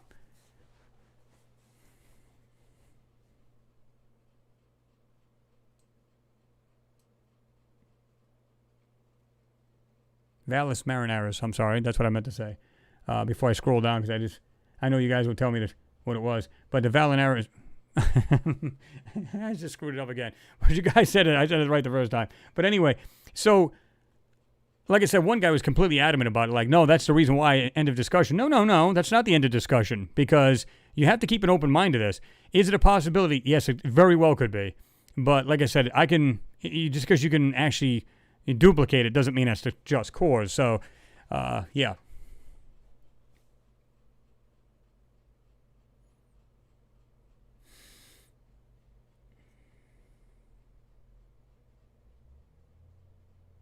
I don't know if there'd be drones. A new chaotic order, he said, if military has concluded that most UFOs are drones, earthly or not, it makes sense governments of the world are heavily invested into anti-drone tech, jamming tech, and anti-sat tech, i.e. Russia, China. Yeah, I mean, if they're from outer space, I mean, they could be probes, right? In other words, sent from another planet if they don't want to send an actual occupant or occupants there to Earth. But I think if it's actual UFOs, there could very well be occupants in it.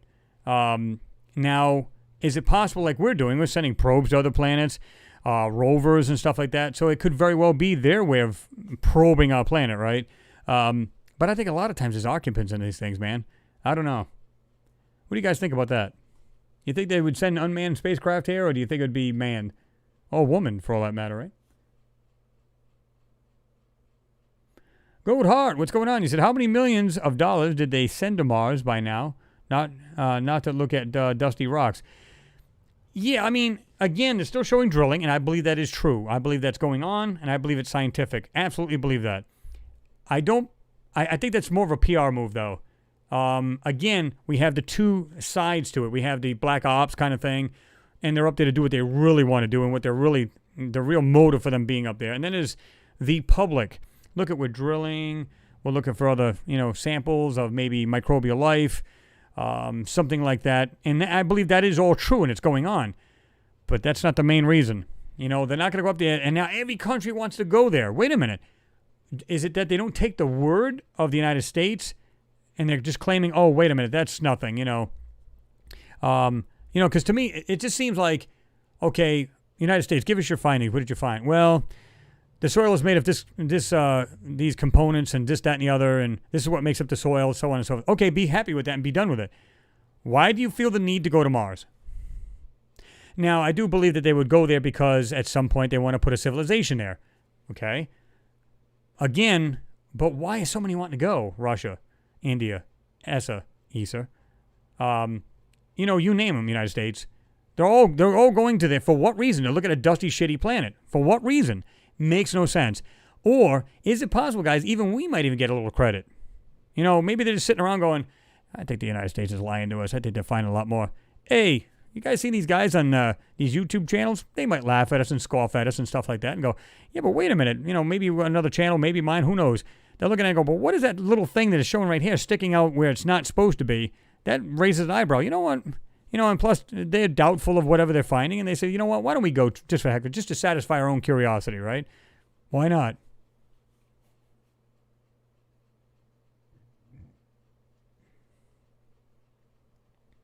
You're right about that, Dave. You said you can't get a clear image from Earth due to heat shimmer. Yeah, the atmospheric conditions will do that every time, right?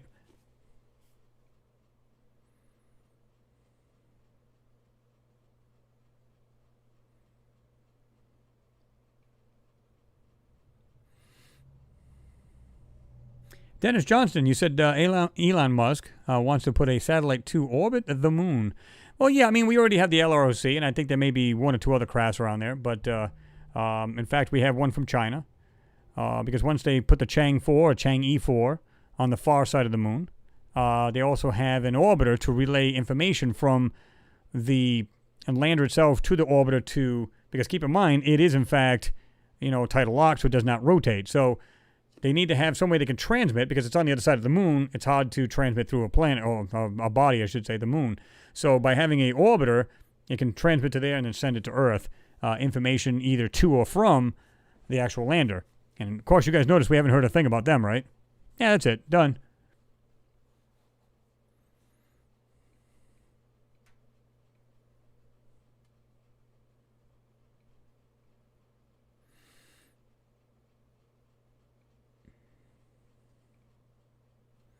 $786 Auto, what's going on? Good to have you in there. He said, hey, guys. Mimi React says, Mora could have been a probe. And remember, I had showed you guys that page where some scientists believe it was. And it's the way to describe it with hardly any ice particles or tail to it or any of that sort.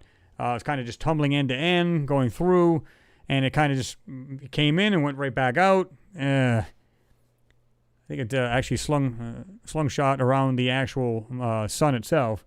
But really interesting. I mean, it could have very well have been. And if you think about it, you go, I want to go through a solar system, but we need to be able to control it. But let's make it look like a tumbling rock so they're none the wiser.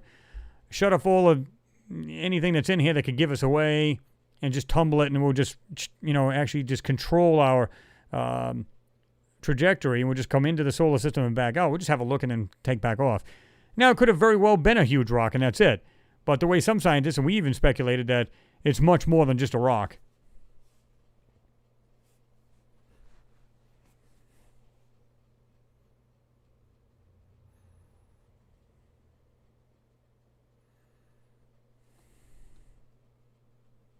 James Gregan, you said Chris watched a podcast with the pilot of the jet in the Tic Tac incident, and he said that he now believes it doesn't come from Earth, and it is way ahead of our capabilities.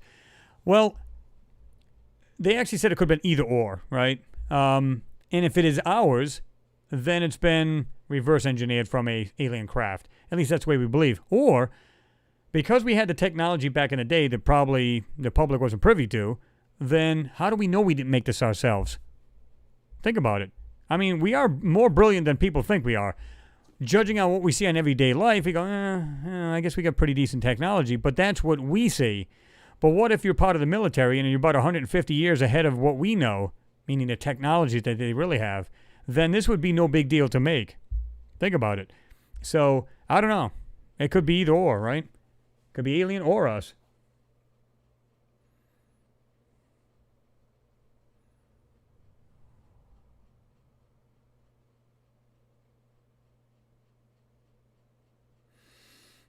Let's see. Michael Stocky said probably drones with biological remote controllers avatars. Could very well be, right?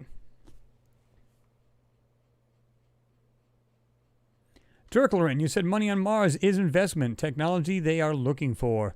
Oh, I think they're looking for it and found it, just like what they found on the moon.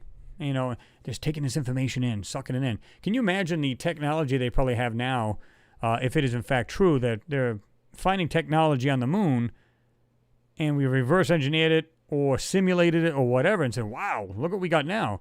So you can imagine the stuff they probably had if they found this stuff back in the 60s and kept going, meaning after the Apollo mission 17, they kept going, and they're taking this information, and then they decided to reverse engineer one of these things, and it flies back in the 60s. So you can bet we've been to every planet, or at least orbited, or been into the atmosphere. Whatever it may be, you can bet we've been there. So, or been on Mars, like we were talking about earlier. Could very well be.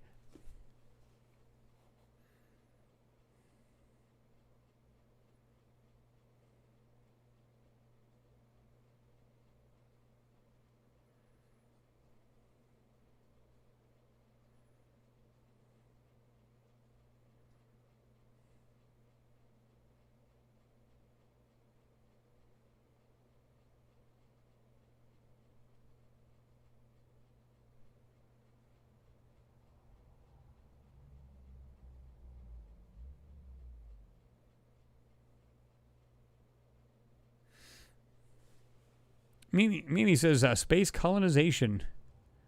Derek, you said human evolution, bro. Oh, yeah. I mean, like I said, I can only imagine, like, 50 years from now, 100 years from now. Like I said, we've grown technologically, exponentially, like, for years. We came so far from, like horse and buggy to late 1800s, we had electric cars then. Of course, they were very crude, but that's not the point. And then we just built on that.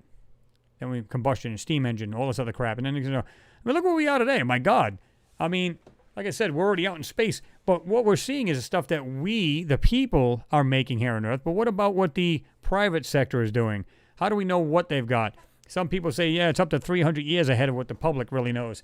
Is that true? I'm not sure about that many years. But regardless, if it's 100, holy crap, that's huge. I mean, think about that.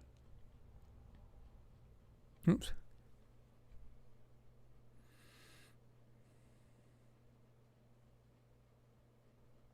Tony Gibbs, you said, saw that Tic Tac video. Pilot swore it was impossible to be from here. Well, you've seen the way it would move, right? It would just like literally the G's would kill somebody in a hurry the way that thing moved. They said within seconds it was like, X amount of feet in the air to, it was just navigating above the water and, yeah, crazy. Noodles, you said, let's go to Mars and be part of the galactic community. Well, that'd be nice.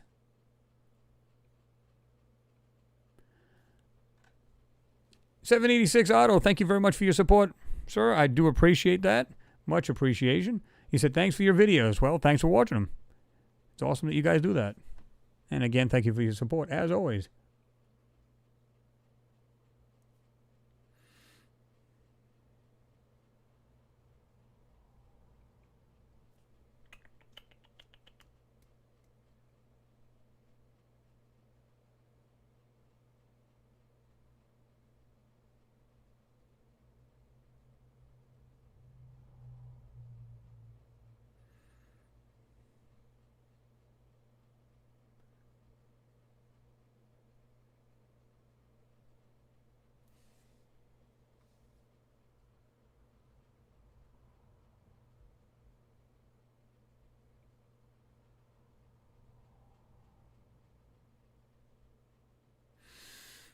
Darren M., you said, does anyone believe Lazar worked on alien tech at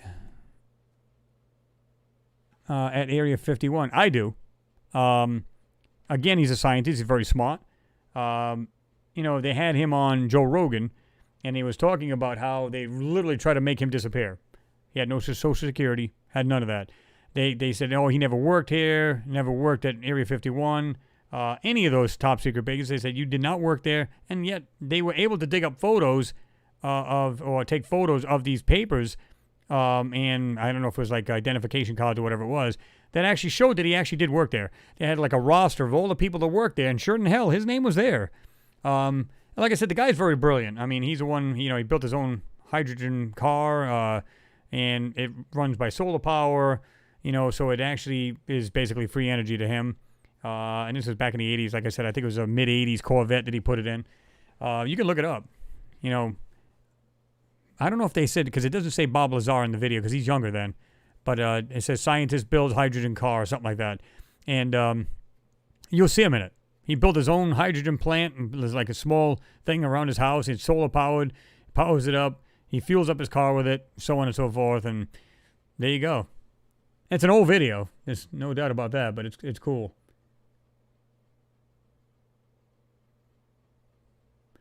Godart, you said, we sure will colonize space in a couple of years. That is our destiny. Oh, yeah, we have to expand, guys. Because they're always talking about what if, right? These what if scenarios. Large rock hits the planet. We're all screwed. There's no way around it. You're dead.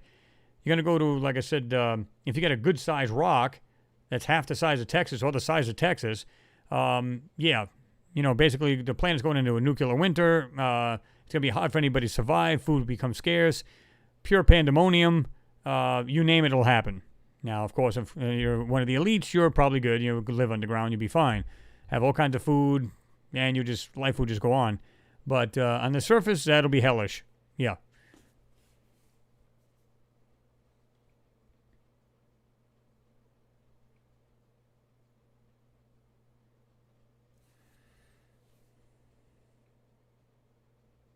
What's going on there, Mags K? Good to see you in there.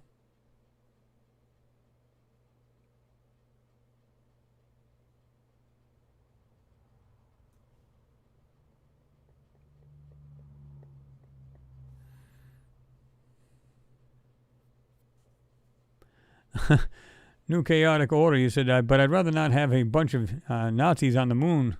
LOL, the moon needs to stay free. That's true. I mean, I think, like I said, it'll be like a collaboration with all countries, right? They'll all go there, and that'll be the group that's going to be on the moon. Then there's going to be the group that's going to go to Mars. So it won't be like, well, this is your chunk, that's my chunk, this is this, and this is that. And it's going to be just like one big collaboration to go there and start a civilization there, and that's where it'll start. Or the, moon bases and stuff like that, which I somehow, it's like you can feel it. It's like there's moon bases that we've built alongside of all of these other things are probably on the moon. You can almost guarantee it. And there's no way of guaranteeing that, but you can almost bet on it, right? 786 Otto says, let's support Chris and his work. Thank you very much, Otto. I do appreciate that. And don't forget to smash that thumbs up button, guys. Again, subscribe, hit that little notification bell so you'll be notified of all of the new videos coming out. But we got 150 watch, 132 thumbs up. If you haven't hit it, slam it hard.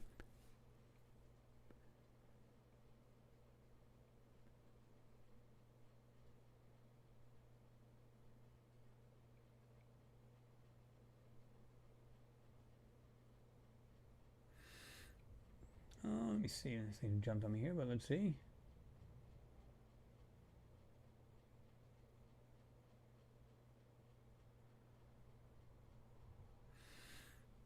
Now, Goat High, you said the Nazis have never been on the moon. They didn't even make it to Moscow. I'm not sure what that is, remember. But, well, they did actually send rovers there, right?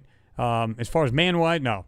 That was the answer to getting to the moon. Now, I think that's pretty interesting anyway, because if you think about it, as long as you got a good set of eyes on that thing, meaning good cameras, and you can transmit the information back to Earth, then you really don't need a person there. But we could have done the same thing. Why didn't we do it?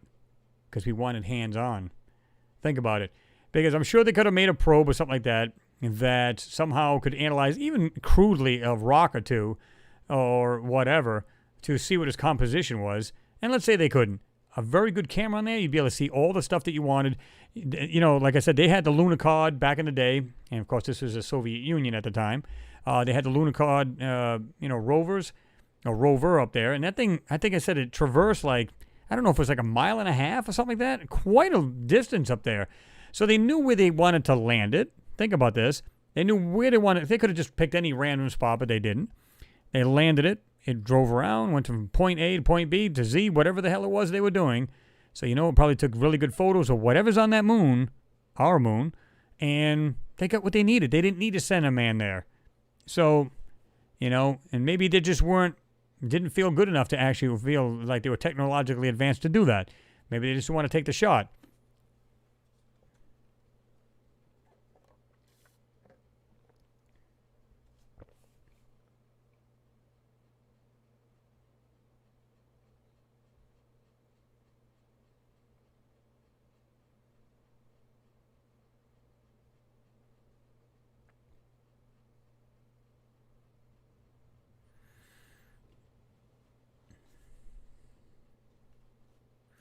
Phil C. said he's got to go. He says, "Hi, hey, friends. I get up at 4 a.m. my time, so I got to go. Hope everyone has a good time tonight. Hit the like button, please, so we can get this crowd growing like crazy." All right, Phil, thank you very much for being here, man. I do appreciate you. You have yourself a good night, and don't work too hard the next morning, right? Well, probably already morning, getting close to it anyway. At least nighttime for you. So have a good weekend there, right? Maggie's case says 100%. That's awesome. Good to hear.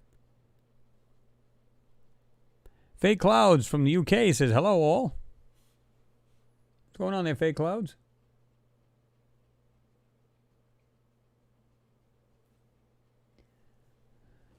John G, I think it is. It could be Che. It could be wrong. Correct me if I'm wrong. Hi, Chris. Evening, all.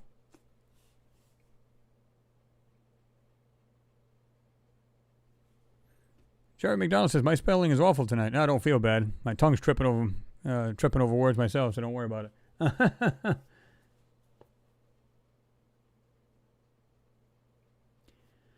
Daniel, you said it says these icy moons have warmer oceans because of the intense gravity of Jupiter and Saturn. Well, yeah, because it's constantly pushing and pulling on the actual planet, so it's actually expanding and contracting, therefore keeping the core of these moons hot or warm anyway.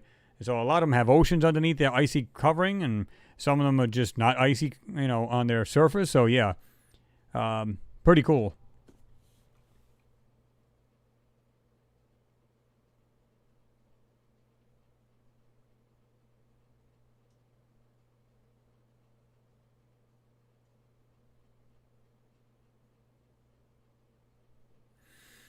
Derek Johnson, you're right about that. He said Bob Lazar was studying element 115 and was speaking of it way before it was on the elemental table. Element 115 is used for alien spacecraft. I think it's used in their power plants. I think it is too, although I can't be sure. But yeah, I mean, I think he's spot on. I think he's absolutely the real deal, Bob Lazar. Now, is it possible he's indulging a little bit and maybe stretching the truth? That could very well be. But from a guy that's, if this is all true, that he's been threatened, he's been, they basically made him vanish without actually vanishing. Took away his social security number. He was basically nobody. He was just like an empty shell walking around going, "No, I'm this person." Yeah, whatever. How come we don't know anything about you? Where's your social? "Oh, my social is this." "Oh, you don't exist." I mean, they literally tried to erase him without actually snuffing him out, right? So I find that interesting. All right, Rick C., good seeing you in there. He said, "Okay, guys, got to go. I have 2 meetings. Stay safe all. Or stay all safe." Okay, Rick, thanks for being here. Appreciate that.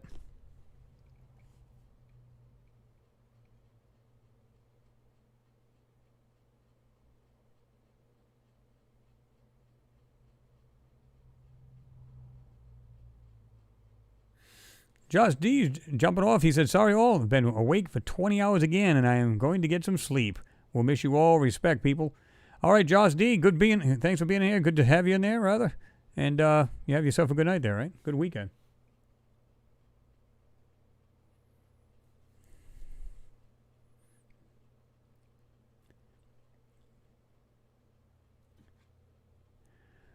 James Cragen, thank you very much again, man. Appreciated that. You said, wet that mouth, Chris, with a pint of Guinness on me.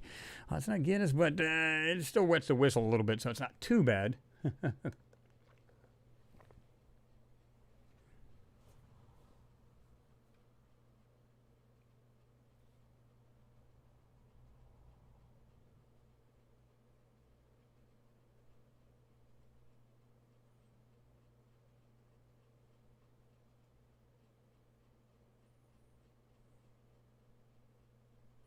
Stephen Porter said, looking forward to the Starship 20-mile launch. The next thing for SpaceX will be lunar landing before NASA.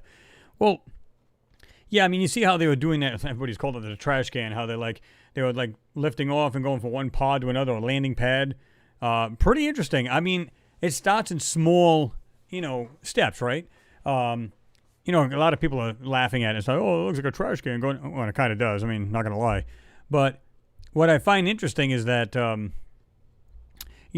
just it's the control they have over this thing going back and forth from one pad to another. And I think that's what they're going to do. Make sure they get all of this down. They can do it well. They already have rockets that go out into space. Well, lower orbit, rather. Or go so far up and then land back down in a launch pad that's on the ocean, which is hard in the heck to do, but they do it. But if you really think about it, I mean, even we have technology as small as it is. We have them on these drones, right? You get to mock it off on a GPS. This is my starting point. You have it like in your front yard, and okay, you set it on your phone. This is the start point. And it takes off, and then you tell it to land, or if the battery gets low enough, it automatically says it just descends right back to the same exact spot that it took off in. So even if you had it going all over the neighborhood and flying all over the place, it would just, okay, the battery's getting low. It automatically tells itself before it runs out of battery to come back and land right there. So even in the drones we have, as simple as they are compared to the technology that they have, should be no big deal to do that, only it's much larger scale. So they definitely have to have this thing down pat. So every step counts.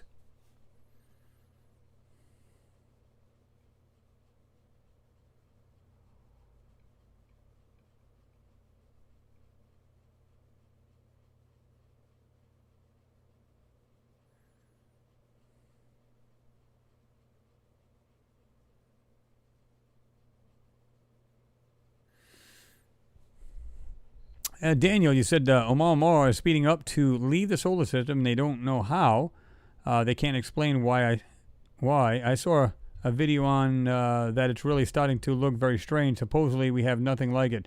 Well, they've never seen anything like it because of the shape of it, right? It looks like a giant cigar kind of thing. Well, similar to it, at least because it's oval. And it's very long. So they're trying to figure out, man, this is the first time we've ever seen something like that come in and then come back out. Of course, gravitational pulls will bring it in and out of the solar system. So, some of them are going, I mean, they had to have known this was coming through the solar system, so they can point, like the Deep Space Network at it. For what reason, you might add? Well, is it emitting any kind of frequencies? They'd be able to pick it up. At least if it's in the receiving bands of their receivers they have at the Deep Space Network. So I think 100% that they were actually monitoring this thing as it was going through space, and they were probably trying to see, is that thing, is it really just a rock and nothing more?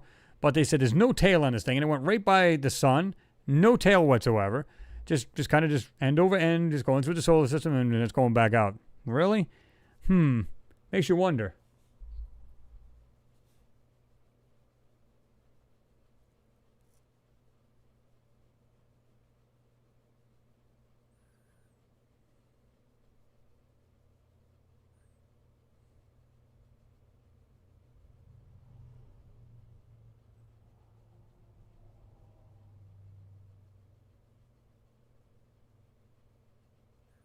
Derek Johnson, are you endorsed by Subway?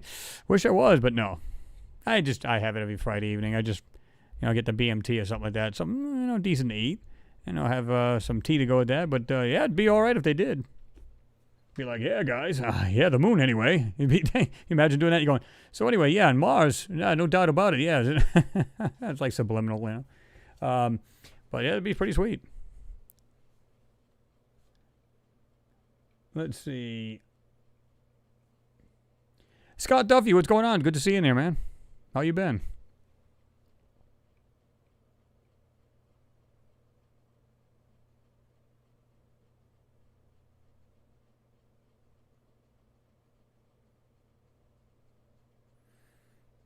Let's see. Photography, Light and Magic, you said, they say that 1 out of 3 NASA images experts is as stupid as the other 2. That's not good. Actually, they're quite clever. They're pretty good at it, man. You got to admit. I mean, these guys are, it's just the shady stuff they do on these photos, right? It's actually hilarious. And they just think everybody's a dumbbell. But here's the thing. To the average person, they wouldn't know any better anyway. Just show them any photo. Go, yeah, what's that supposed to be a picture of? Oh, it's Mars. Or, that's actually the moon. Oh, that's pretty interesting. That's it. That's as far as it goes. Like I said before, I mean, you can just ask anybody you know, and it's like, what do you think about the latest Mars photos? I've never seen them. And they wouldn't know. The average person that has no passion for this stuff wouldn't have a clue. It's like, what do you think about the latest photos from the Curiosity rover? Or what do you think about that new rover? There's a new rover? I didn't know there was an old one. I mean, they just don't know.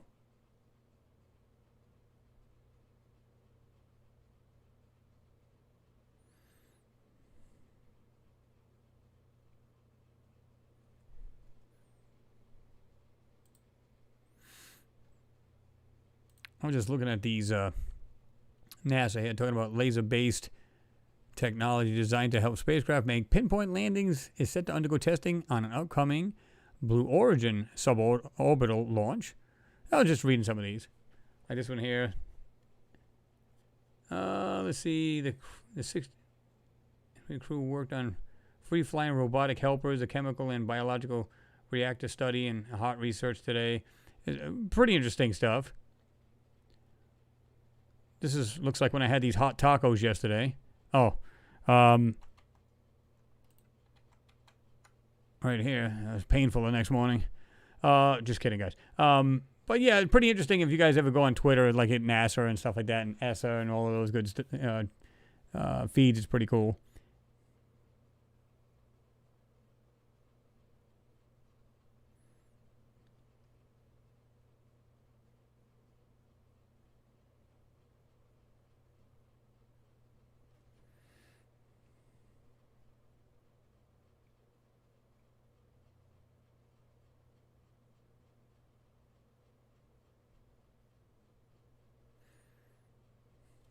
Tony Gibbs, that's a good possibility. He said NASA could have rocketified Oumuamua so we wouldn't see it. So we wouldn't see it, just like giant moon rocks. Well, there was somebody had sent me something and they analyzed this photo and it looked like it had some weird things on the side of it. They claimed it was like some either like portholes or kind of like window type things. And I need to check into it a little bit more, but I'm not saying that's the thing, but who knows, right? It's hard to tell. It would not surprise me. Ron Conrad says, hot tacos. Oh, yeah. What's going on there, Mr. Rick the Rocker Graham? What's happening, brother?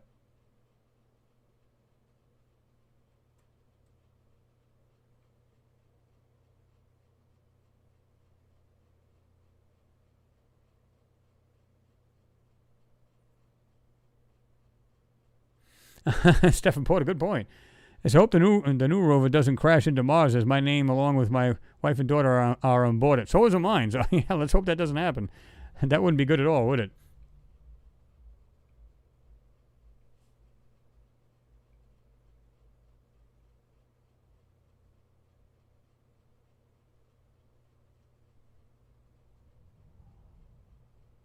Well, you're right about that, William. You said I guess most people don't at least watch the news.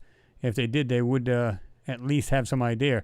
Well, to me, I don't even watch TV. There's very seldom I watch TV unless I just want to jump on a movie or something like that. I'll just put on movies itself. But just by some of the news on it, it's just BS. It's just crap, right? So I don't bother. And besides, it's always negativity all the time. And every time you turn around, it's just this, that, and the other. It's like, psh. So I go to like a lot of these space sites or any kind of news sites like that.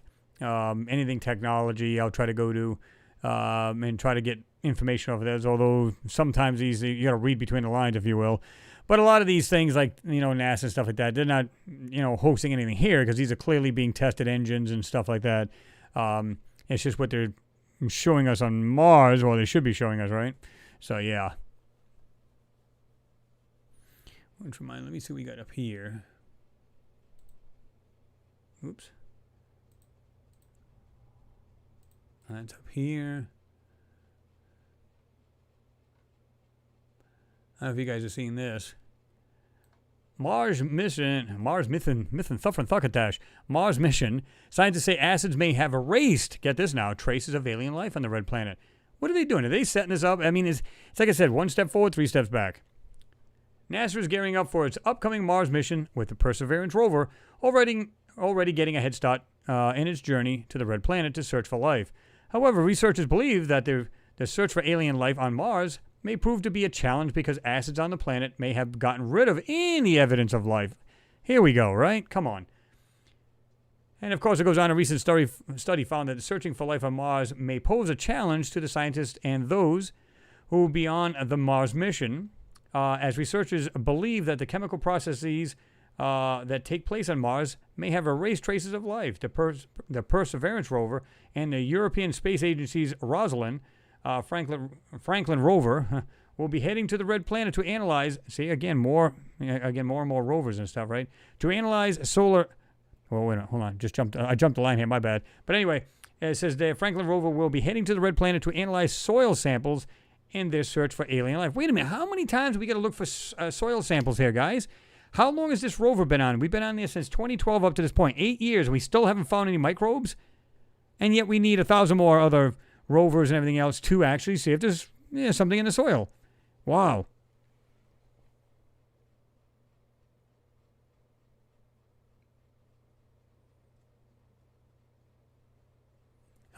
Yeah, Jerry, I hear you, man. You said it looks like one of the farts after a kebab. You get them things smoking hot, man. Yeah, you're in a world of hurt, right?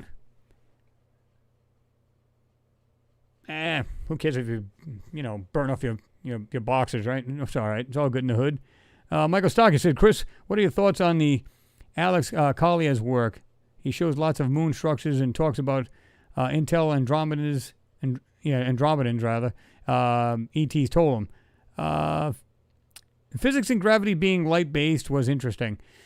I'm not too sure these, a lot of people say they talk to these people and stuff like that. I'm 50-50 on that. I don't believe that stuff.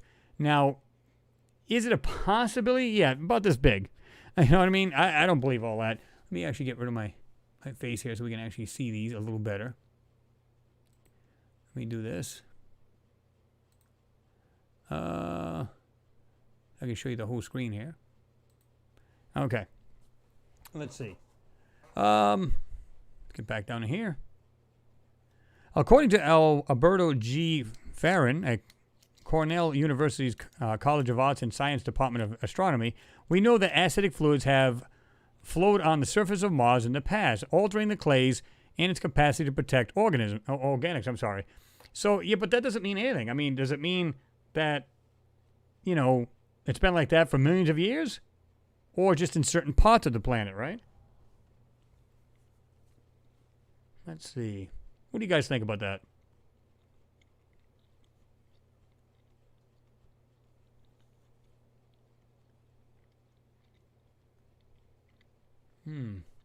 Let's see here.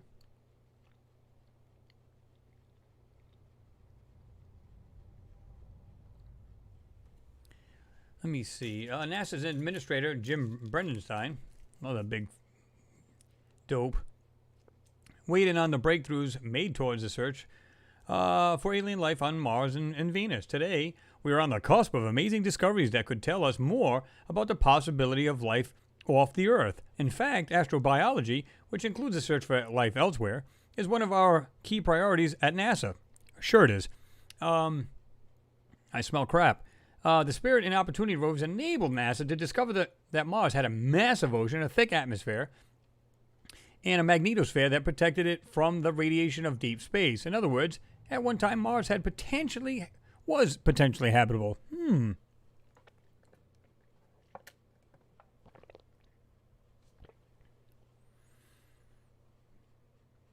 What's going on there, Mr. George Mayer? Good to see you in there. He said, hi, Chris, and all. Great to be here again. Well, glad to have you.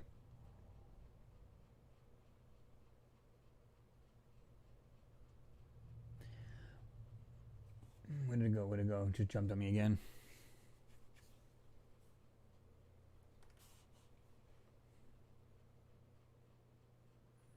I appreciate that, Scott. He said, when I want to watch something, I turn on your channels. I'm afraid it's only 2 channels. That would suck on a real cable, wouldn't it? But, yeah.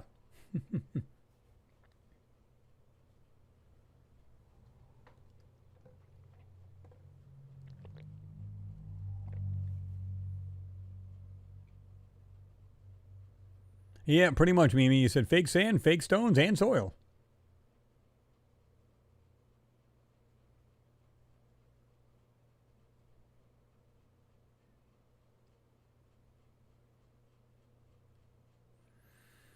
Wing Chun, what's going on? Good to see you in there. He said, Chris, our scientists are paid off by the governments to lie. Carl Sagan said so in his, I was supposed to be, I guess, on his deathbed. He believes in UFOs and aliens. Of course he does. Listen, anyone that's like astrobiologist, anybody who's like these guys that are astrophysicists, scientists, you know they have to have a clue and an insight or inside information about what's going on. They're scientists, and maybe they're told not to say anything either. Kind of like the gag order or whatever. So it wouldn't surprise me that that's true, right? Slide this thing back over here. Let me see what else we got here. Well, let's put that back there. All right. Slide that back over here. And of course, we were talking about Venus earlier. Right here. Size and distance tells you the whole 9 yards. Basically, the day is 243 Earth days. That's 1 day on Venus. Year is 225 Earth days. Let me see. Now you can see right here, it gives all the information about it. Let me see if we can go down here. That's pretty. We can just spin around. Look at that. Whee! Anyway, Venus's atmosphere consists mainly of carbon dioxide with clouds of sulfuric acid droplets. The thick atmosphere traps the sun's heat, resulting in a surface temperatures higher than 880 degrees Fahrenheit or 470 degrees Celsius. The atmosphere has many layers with different temperatures. Now get this. At the level where clouds are, about 30 miles up from the surface, it's about the same temperature as the surface of Earth. So that's why they said there could be, and they're purely speculating, there could be like cities over Venus. Now, is that true? Very doubtful. Is it impossible? No. As Venus moves forward in its solar orbit, while slowly rotating backwards on its axis, the top level of clouds zips around the planet every 4 Earth days, driven by hurricane-force winds traveling at about 224 miles per hour or 360 kilometers. Atmospheric lightning bursts light up these quick-moving clouds. Speeds within the clouds decrease with cloud height, and at the surface are estimated to be just a few miles per hour. On the ground, it would look like a very hazy, overcast day on Earth, and the atmosphere is so heavy that it would feel like you are 1 mile deep underwater, or 1.6 kilometers under it, right? Magnetosphere. Even though Venus is similar in size to Earth, it has a similar sized iron core. Venus' magnetic field is much weaker than Earth's due to Venus's slow rotation. Venus has no rings. Venus has no moons. Potential for life. No human has visited Venus, but the spacecraft that have been sent to the surface of Venus do not last very long there. Venus's high surface temperatures overheat electronics and spacecraft in a short time, so it seems unlikely that a person could survive a long time in a Venusian, whatever the hell you want to call it, surface. There is speculation about life existing on Venus's distant past, as well as a question about the possibility of life on the top cloud layers of Venus atmosphere, where the temperatures are less extreme. So again, this is a planet that gets extremely hot, and yet, wait a minute, there could be life there. But yet, Mars, forget that. It could never be anything there. So, yeah. Mr. Bobby Pentland, thank you very much, sir, for your support. It's awesome, and I do appreciate you. Let me see.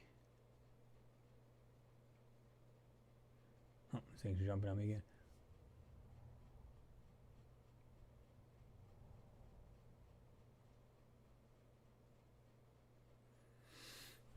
Stephen Porter, you asked, why do governments fund research into looking for alien life if they don't believe in them? Well, that's what they're telling the public. It's almost like they're saying, yeah, man, we're so optimistic we're going to find life. But yeah, we're very doubtful. And it's like, wait a minute, you can't be contradictory like that. We're hopeful to find life on Mars. That's what they keep saying. And we're coming close to finding it. And then all of a sudden they'll take 3 steps back from it. You know, it's amazing how they do that crap. Let me see. All right, we did that one. Whoops. Hate it when that happened. Okay.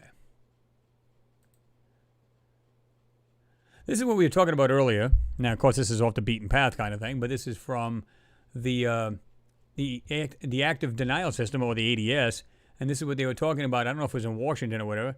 A terahertz-based military deterrent for safe crowd control. And, of course, you know, terahertz waves are invisible. We'll go ahead and make this page much larger for you guys to see. Are invisible, and just as other electromagnetic radiation types can be pointed to a distant target by means of specific antennas and amplifiers.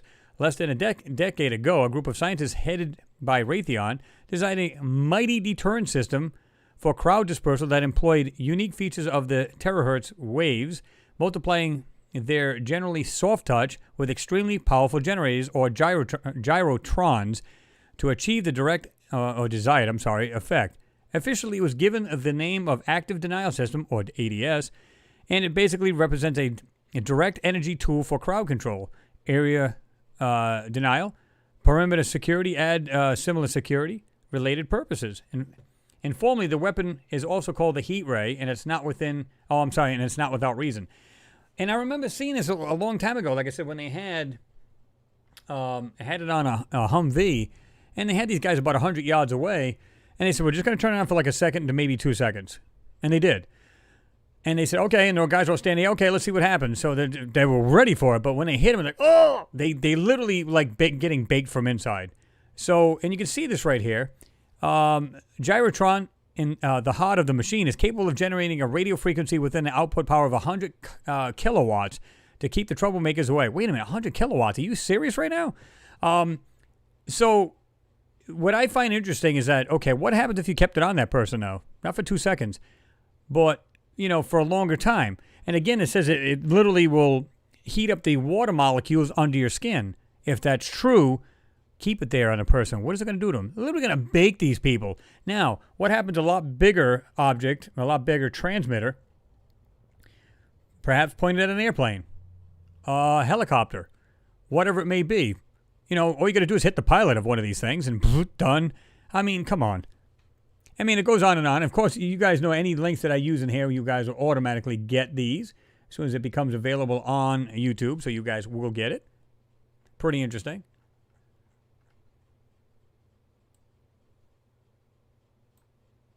I hate it when it does that.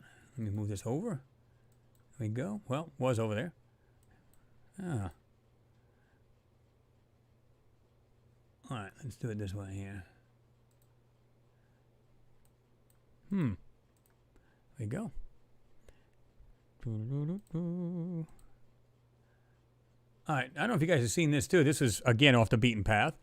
But migratory, I can't even get it out. Migratory birds falling out of the sky dead in Mesa over New Mexico. You guys seen that? That's pretty interesting as well. Right there. A mystery is unfolding in New Mexico, where hundreds of thousands of migratory birds have dropped dead from the sky in recent weeks. Based on photos, video, and written observations from across the state, Martha Desmond, a professor at New Mexico State University Department of Fish, Wildlife, and Conservative Ecology, speculated the death toll could be in the hundreds and thousands, if not millions. So yeah, we get that every now and then, right? So we don't know if it's some kind of, I think some of them actually speculated as to, you know, these things were literally dropping out of the, let me see the gallery here, where they were literally dropping out of the sky. There's one of the offices there. That's the one right there. You can see the birds right there all on the side in the road right here. No, I think it was the other side. Let's see if there's the other way. No. But right there, you can see them they're literally just falling out of the sky here, guys. And they were saying that it was like some of these sonic booms would do that.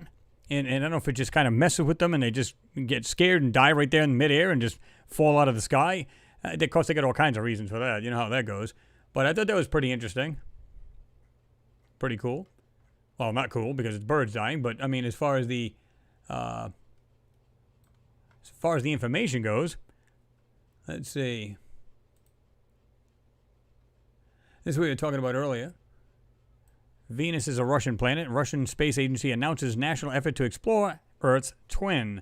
And of course, they're talking about how it's just saying that they were the first ones to go to it. Therefore, they're basically calling it their own because they were the first ones to get there to begin with. So, which I think, I don't have a problem with that. I mean, I think it's like, listen, just do it, man. Do it to it. Venus's atmosphere shows potential signs of life. And of course, this it says, where's this at? According to Greaves, one of the scientists there, it says phosphane is ammonia's evil cousin, and that it's extremely close to the chemical composition. But she adds, phosphane is a biomarker on Earth, found in some of its foulest places like dung heaps and swamps. It's produced by life, but it is so reactive that it should disappear shortly after something crafts it. So you wouldn't expect to see it in large abundances but in an alien atmosphere unless life was constantly replenishing it. But put simply, phosphane shouldn't be in the Venusian atmosphere. Basically shouldn't be there at all, right? It's extremely hard to make, and the chemistry in Venus clouds should destroy the molecules because it's saying it's acidic droplets, right? Researchers considered many alternative sources for what could be produced in this gas, or the gas from lightning, volcanoes, and even meteors. Still, they settled on an explanation guided by what they knew, or what they know about our own planet. On Earth, if it isn't being made by human industrial processes, phosphane is produced by microorganisms. So that's what they're trying to grasp. They're trying to understand what is really going on there.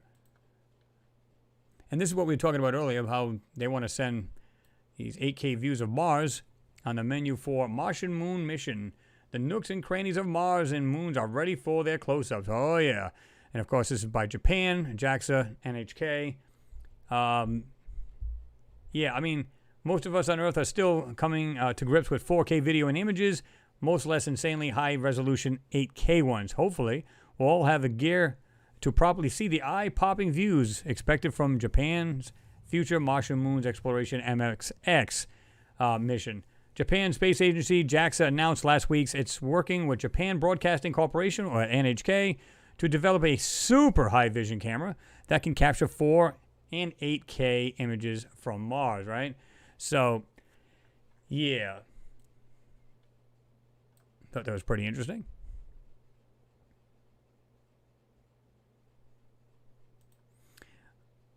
Pan time. Let me jump down here. Elaine Walls, yeah, that's exactly what I was thinking. 8K, sure. We'll get mud. Pretty much. Yeah, we got to change it up a little bit, Noodles. You know how that goes, you know. Let me see.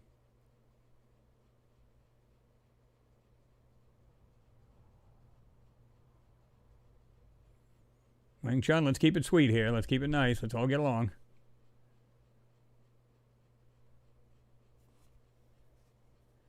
Oh, we're going to try to have an open mind with this stuff.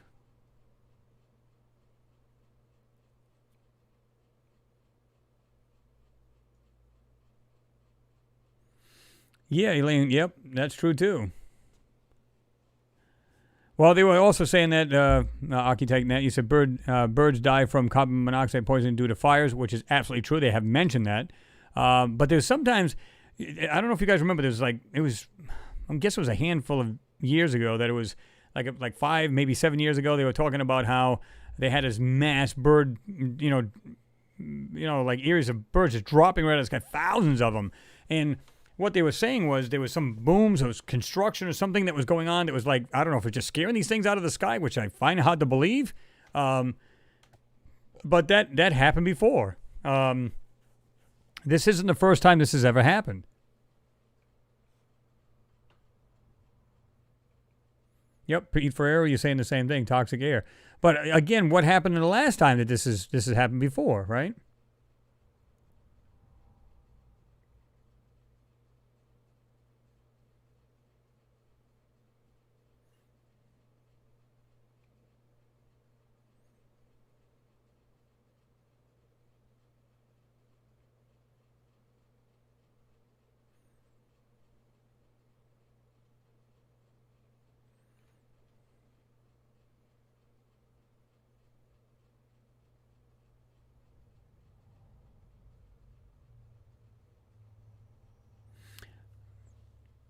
Pete, you said something about you got high marks from Art Alien and Saul 1278. Why, did he mention something about that, Saul, or what did he say?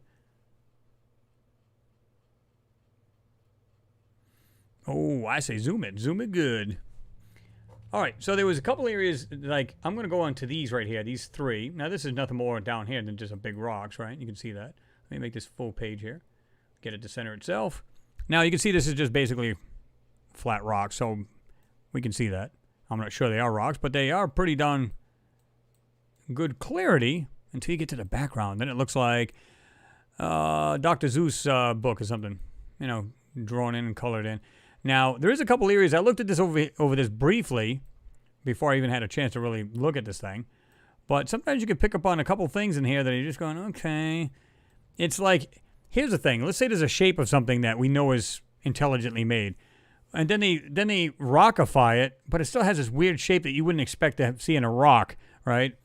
So, yeah.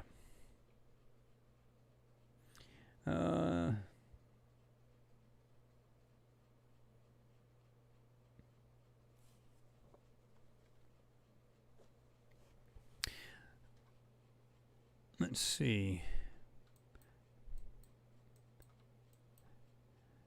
Where were these things here?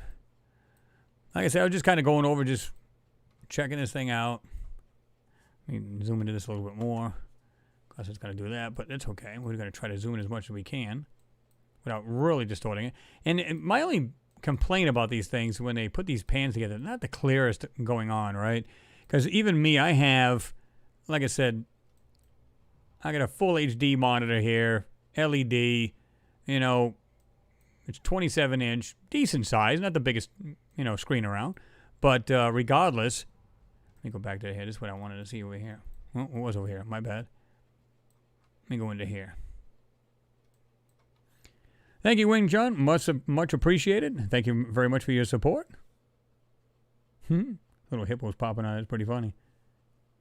Jerry jumping off. Somebody's saying bye to him.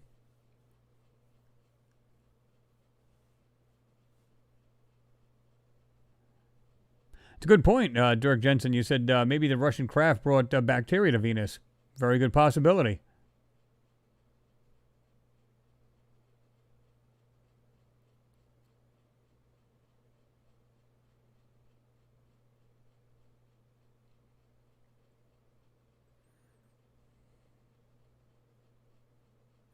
Quantum Discovery Network said 7 years. Report the dead bird's soul and myself fall out of the sky. That must be pretty weird, man. Unless something either there's if there's one bird you go, well, maybe another bird of prey struck it and it just fell out of the sky, or like you said, somebody said firecrackers probably had done it, which can. But I mean, keep in mind if they're not right over the actual firecracker area, I can't imagine it's that loud way up in the sky. Think about that. Maybe a sonic boom could do that. That's possible from a craft. So that's a possibility.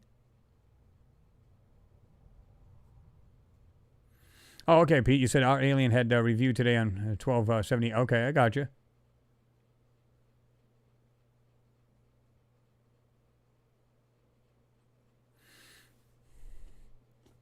Let me see. Daniel, you said I don't think anything was erased because I think if the Viking didn't discover life, which I think it did, it has at least found evidence of for methane, etc.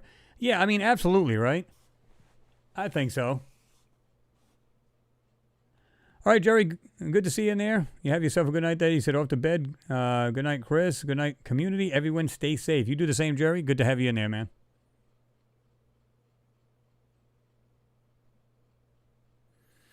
Wing Chun, yeah, you're right. You said too many former NASA whistleblowers have already warned us on the moon and Mars. Yeah, absolutely. My good friend Ken Johnson. I had an interview with him in there, and I also had Brett College Shepard was in there. So we had, I had them on here at one time. And, yeah, I mean, here's a guy, Ken Johnston, where he had these original photos from the moon. And, of course, they were doctored up, too, but nothing like, I think he had the second generation, and there was 3, 4th, and I think 5th generations of these things. So his was modified in some way and censored, but not like the later ones. And of course, he was asked to get rid of them, and he actually snuck 2 of them, gave one to a university, and the other one he has today. And really interesting stuff.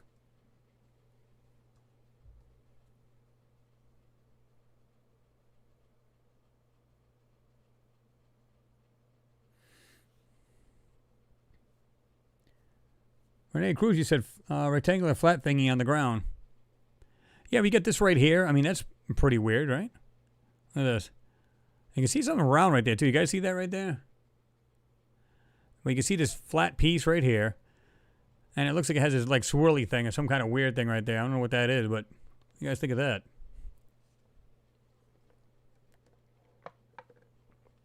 Daniel, you said there's another little channel that I like called Tommy Tacoma. I brought it to Jean Ward's attention, and he went and subscribed.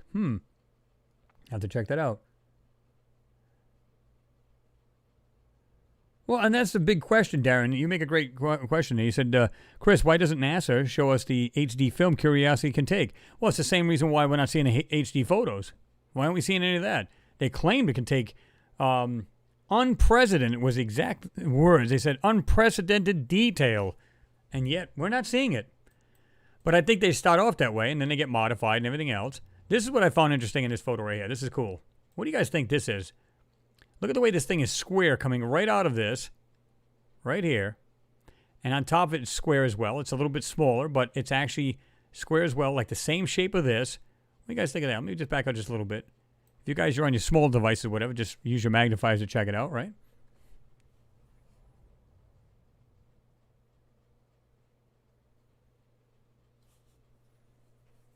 Wing Chun, you said, Chris, what is that structure on top of the hill in the photo? Let me just back out his hair a little bit.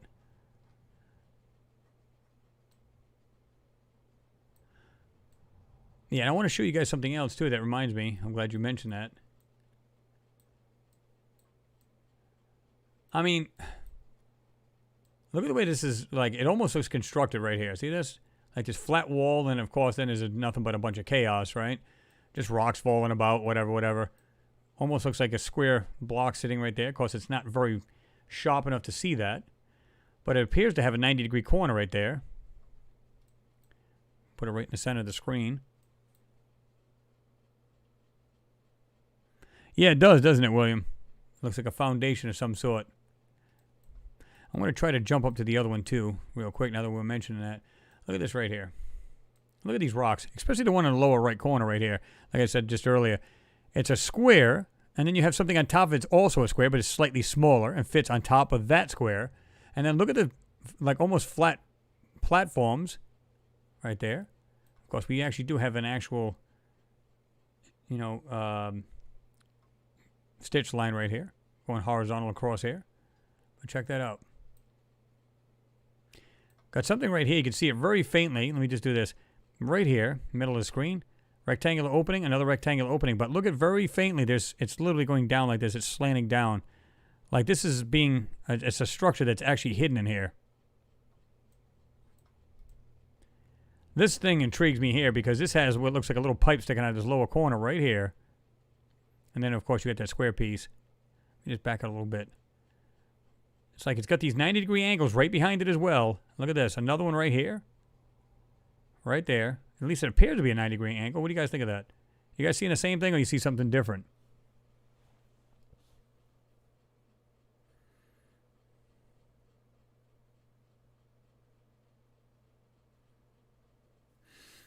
Hey, you're right about that, George. You said a lot of fake sand again. Well, yeah, that's true. Anything to cover up something. Check this thing out, too. This is interesting to the right of it. I'm just going to go ahead and slide this over. Check this out. Look at these details in here. 1, 2, 3, and then it has these other pieces. Look at this. It comes out nice and straight. I don't know if this is rounded in the front. Something sticking right out of it. Not sure what to make of that. What do you guys think of that? Look at that line coming down and it had these 1, 2, 3. And it's this white piece. Happened to be sticking out of this so-called sand. But you can see that's... Guys, you can see this. Look at it. It's like airbrushed in there. See that? Right in here. But look at the pieces sticking out right there in the middle of the screen. Look at the details in that thing.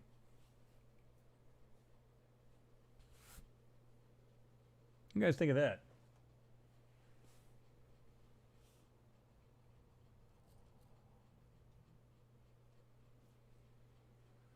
Okay. I want to jump up to the top of this other one here real quick. Let me do this. Let me back out. This one is pretty interesting. Speaking of foundations, I thought this was pretty cool. See if I can find it again.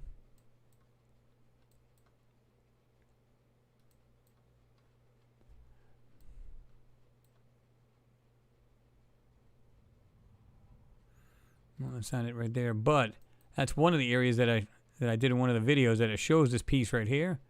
Let me just back out a little bit. Okay. Look at the striations in the ground here. It just happens to be right here. Look at this. Look at how they go across like that. And it's not on the side of a mountain. It's on the ground, which I find really interesting.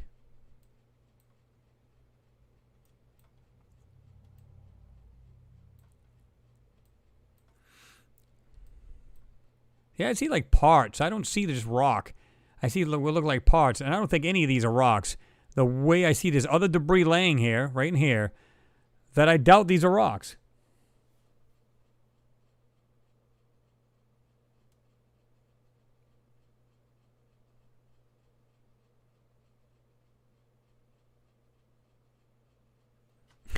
James, you said, Chris, man, you're painting across some unreal stuff there, honestly. I have my magnifier stuck to my face. Holy cow. Arts and crafts, that's the first thing I thought. So, tracks of some sort? Baldura M, you said Martian architecture, blown to dust, machinery, gold heart, you said? Now, there's one area, I'm trying to remember where the heck this is. I thought this was pretty interesting. What is that in the back? Look at this flat rock here. Let me see if I can find this thing. I thought it was on this particular one, because there's actually 3 different areas on this, right? So let me see. Let me back out a little bit. Oh, I love the shape of these rocks.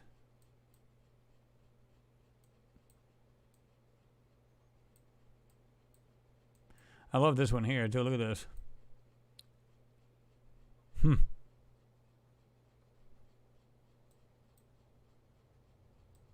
All right, here it is up here. Check this out. This whole area right here I find interesting because when you look here, you can see all these rocks and what looks like it builds up to the top of this hill. Now look at the top of this hill. I find this a little interesting because it looks like a wall goes across this way and from front to back, and it has another bunch of rocks across it. What do you guys think of that?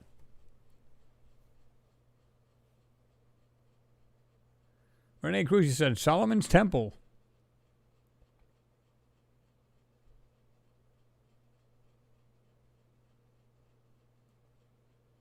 William Johns, you said structural pieces dressed up to look like rock ridges. Absolutely. Now, this to me, like I said, I see it looks like 3 walls. Almost like there's like it literally collapsed and come apart, but you can see walls in the back. You got one on the left-hand side, comes from the front to from the back to the front, I'm sorry. And then it goes across the face of this. Now, what are we looking at here? If you look closely, you can see these little pieces in here. It looks like it's got little dark circles in them right here. Has a dark circle right there in the center. There's another one here. And again, we have these like straight pieces going straight across. I'm going to back up just a little bit more and give you guys an overall view. What do you guys think of that?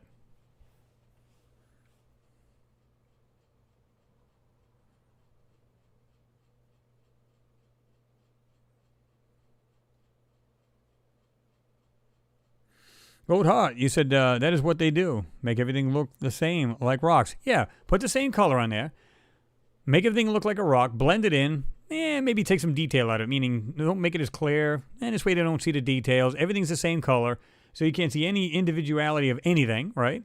So, and there you go. There's many ways to fool the eye, right? Raquel Gelstrom, you said, good morning from QLD, Chris, and everyone. Those 90-degree angles show up well in the shadows, if they are shadows. Absolutely, right? Lots of Croucher said, sand over the top? Real or fake? Hard to tell. Daniel said, that certainly doesn't look, it doesn't appear natural. Renee Vaughn, you said, fake.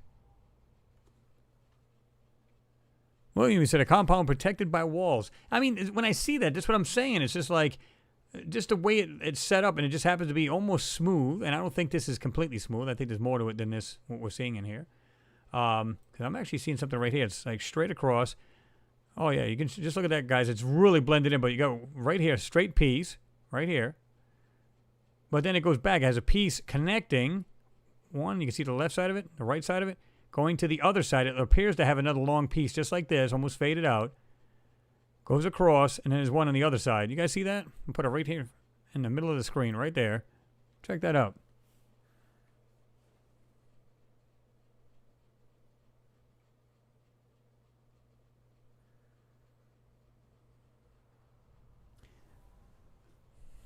Brian Norton, he said, crazy weird thing right in the middle of those three walls. Exactly, just bizarre looking stuff.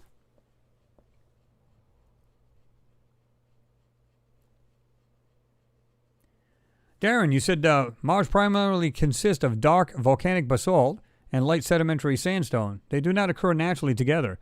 Yet we're a big old jumble mess. We see a big old jumble mess of these types of stones all over Mars. Yeah, and here's the weird thing. You'll see, like, it's one thing to see layered rock, right? We don't care about that. It's layered rock. But when you see, like, all of a sudden you see, like, round blocks and square blocks and all kinds of stuff like that, you go, come on, what gives here, right? Like I said, I found that pretty interesting. Let's jump off of that. Let me see what we got on the left-hand side, because I didn't bother to check this side out.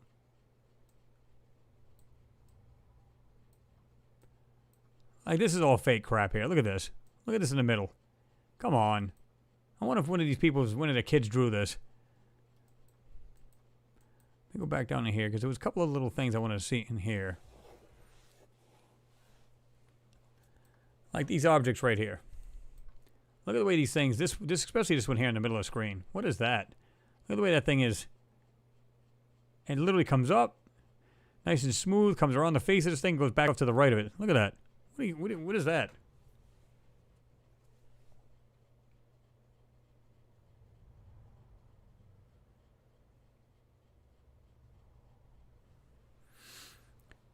Wing Chung, you said, Chris, it appears Mars is the original Earth, and everything on Earth is the duplicate. Humans must have originated from Mars.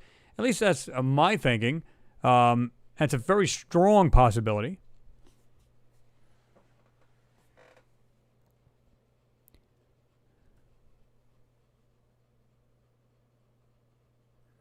Noodles, you said Mars colony with 1 million years of 3D printed habitats. Could very well be. Yeah, it does, doesn't it, Brian? It looks like a toothpaste tube right there at the very end. But that is just weird, man. Just some of these rocks. Here's another one right here. I find this interesting. Look at this.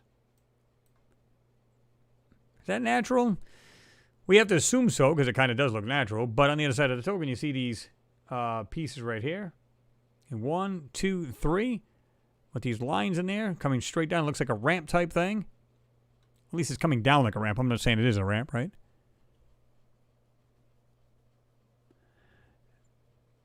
Daniel, you said, yes, when we see many geometric shapes, some of them as complex as an octagon, then they're not natural. Maybe one in a billion years you get an octagon, but that, you got circles, squares, etc. Pete, you said this had to be collapsed structures. Well, I mean, at least bits and pieces of it. And I don't think we're just barely seeing the edge of this thing. Now, this is what I found interesting. I'm going to go ahead and zoom into this. Look at this. Now, unfortunately, we're right here. There's a horizontally, we got a stitch line here. And we got one going right up the center here. Right, where the heck is it? Right here, right up the center of this, right here. But look what it goes up into. You got what looks like a piece right here. Appears to be almost round. Right in the center of this piece coming out and going to the back. Almost looks like a piece of piping or some kind of metal or whatever that maybe it looks like. Maybe I'm wrong here. But it's round right there. It has a center right there. Comes up and goes over a little bit and then back into this other pot in the back. But look at the little, what looks like a little box right in the front of it. You guys see that? Right there. Has a slant in the left, straight across the bottom, comes up. Nice 90-degree angles to the face and to the right back of this. Goes right to the side, rather. Look at that. What do you guys make of that stuff right there? Now I'm going to back out a little bit. Maybe that'll clear it up, because sometimes you get in too far. It looks like crap. We don't want to do that.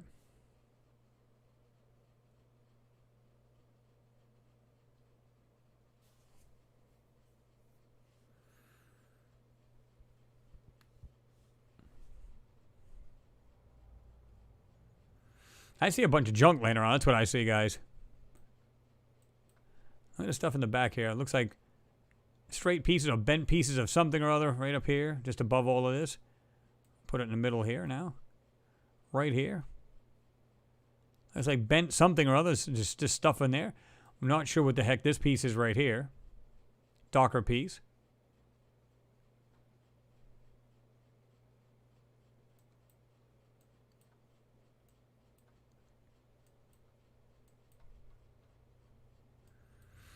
Yeah, these just weird, just the ground itself just looks very weird. They're trying to blend in the ground with the actual surroundings. At least that's my take on it, right?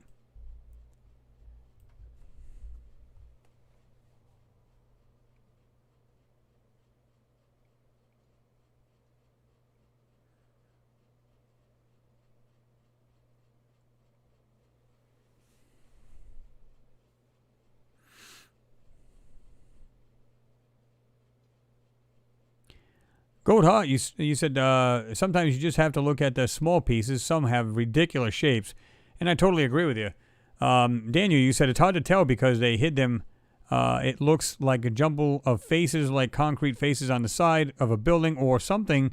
It's impossible to tell because of the fudging out. Yeah, they do a great job of trying to blend this stuff, and you're trying to make heads or tails of it. And like I said, by taking all the colors out and just making it like basically either gray, reddish, or, you know, whatever, it just all blends in. And then on top of that, they fudge it out, make it look like a rock. And so sometimes it's not as, you know, noticeable, and it's hard to pull out of there, right? Here's those pieces we were showing earlier. One on the left here, one on the right. And like I said, just the details on the one on the right here. 1, 2, 3 bands of these straight pieces.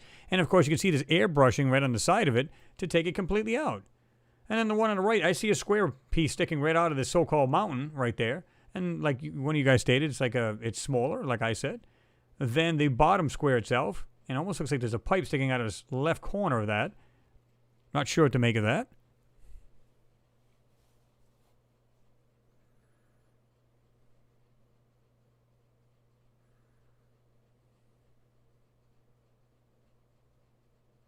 Then Fster1, he said, what's up with the fake color everywhere? Exactly.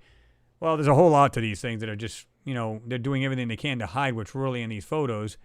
I love this right here. There's almost like this dome type shape. I'm sure it's probably just a rock, but you can almost see it right in the ground, the sand. I don't know. Now, there's actually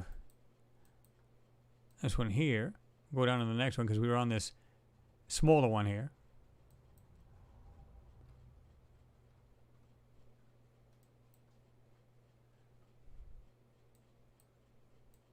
It's funny how you can see these stitch lines are really pronounced in this right there. You can see it right there. Yeah, right there running across, right there in the middle of the screen. Most of them are really kind of hard to find, or hard to see, but this one here is pretty noticeable. Rectangular pieces here.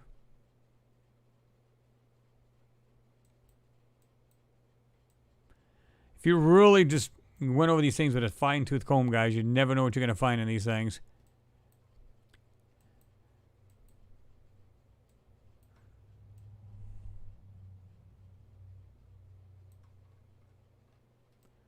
That's a nice 90-degree angle right there. And it looks like it's actually in the ground, and then this thing is inside that piece. See that? Nice 90-degree angle right there. Looks like an opening in the ground. This darker piece is coming right out of it.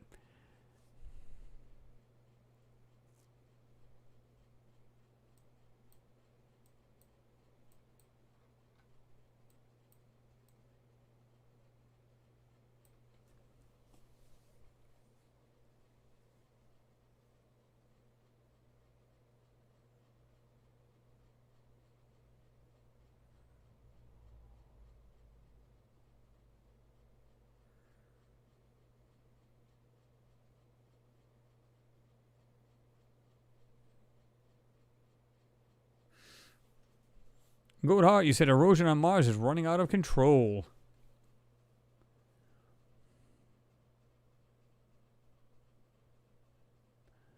I agree with you, Renee. You said, but it's not normal that they can just keep doing this rather. I think it's a shame. All men have the right to the truth. Absolutely. Elaine Millard, you said there's square structure with the corner pipe, as you say it looks like. On my TV, the thing on top looks like a tower or a dish receiver. Huh. Yeah, I mean, either way, it doesn't look like it's natural, right? Because a lot of times we'll see different things, and that's fine with me. I don't have a problem with that. We're only trying to describe it the best way we know how. But funny thing is, even if we all came up with something different, right? And everybody goes, wow, see, you guys don't even know what the hell this thing is. But there's a reason why we're picking it apart, because we, in our own minds, believe that this is not natural. Because it shouldn't be there. And it's standing out. That's what makes it anomalous. It's standing out from its environment.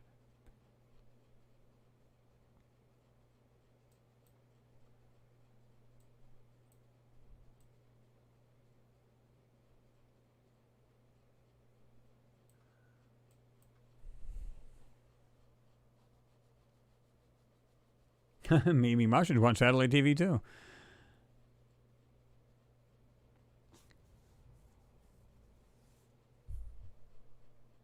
Thanks again, James, for your support, and much appreciated. He said, Chris, if you take your time and look at the amount of spider-shaped walls that have half melted into the surface and hexagon-shaped structures also.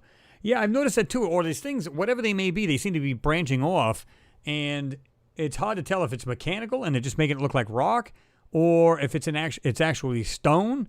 I don't know, man. It's like a little gray triangle on top of this, like a whitish triangle.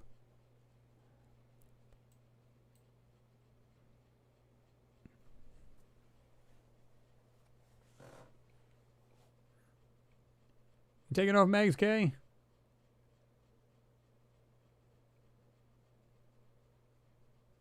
Yeah, I think she's taking off. Go back. Oh, let me see here. Oh, this thing jumped on me here. Let me try to get back down where I was at. That'd be nice.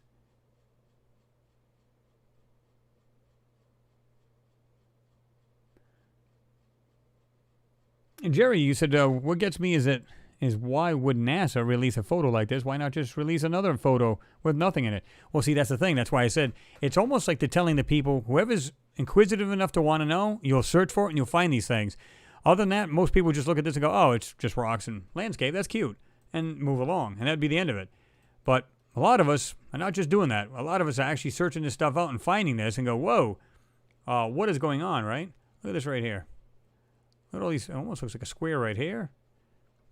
Let me just back up just a little bit. Almost. Look at this. Little details in here. It's got like a ledge right here. Got a line coming down, straight down. And then what looks like these little bitty pieces. A square piece that's like raised up a little bit. Just as little details in here. But again, because everything looks like the same color, it's hard to see.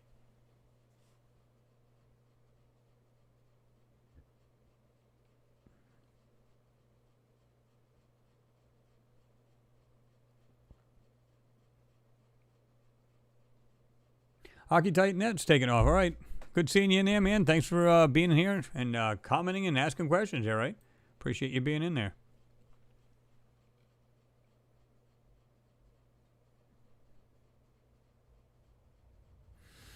I thought about that too, Goatheart. You said they cannot fake everything, and maybe they want us to search for these anomalies. For the anomalies. Well, that's a good possibility, but I think the way they're actually manipulating and censoring these photos, they know exactly what's there.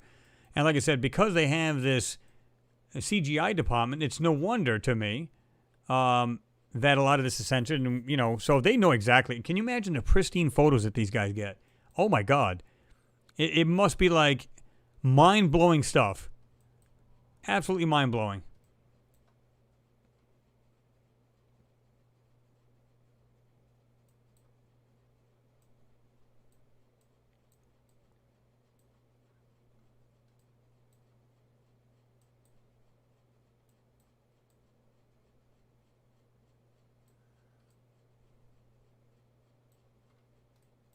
Kind of weird how these rocks go up like this. Look at the shape of these things too. You got one, it's almost like a elongated upside down triangle.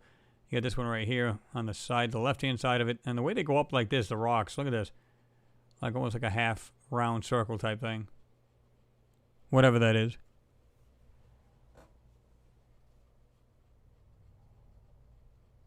Renee Cruz, you said share, hit, smash, thumbs, like up, subbed, notification bell, membership, join buttons, get Chris's Mars Anomalies and Beyond t-shirt, merch, Patreon, PayPal, super chats, sticker chats, and join membership. Man, I almost passed out saying that. But yeah, guys, if you haven't hit that like button, please do so. And if you're not subscribed, you like what you guys see, go ahead and subscribe and then hit that notification bell there, right? Because I'll tell you what, we always come out with something cool and stuff to find. And like I said, I always call these things like a Cracker Jacks because you don't know what you're going to find in here, and stuff is just outrageously cool. And that's what I love about doing these, because you just never know what you're going to find. Just by just some of these pans alone, we've looked at some of these things and what? I mean, things that are mind-blowing. Here's a perfect example. Now, this is not mind-blowing, but check this out. Look at the shape of this flat rock, right? Comes down to the back. Almost has like a slight curvature to it right there. Comes down, it's in the ground, but look at the straight edge coming up. And you can see it's been broken apart, but look at the fine line. It's completely straight right here, coming down just like this. Very fine line, perfectly straight on this so-called, it looks like a flat rock.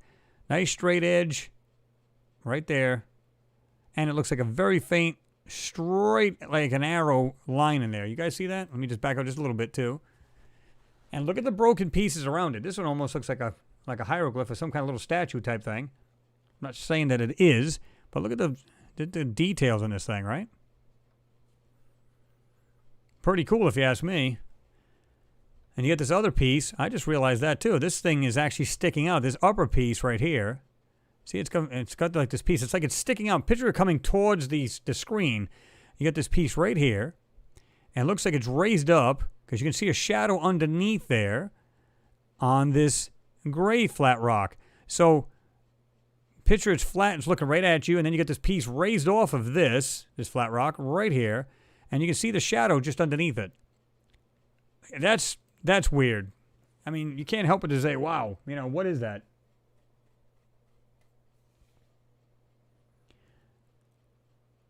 DW Bear, he said, hey, Chris, what's going on, man?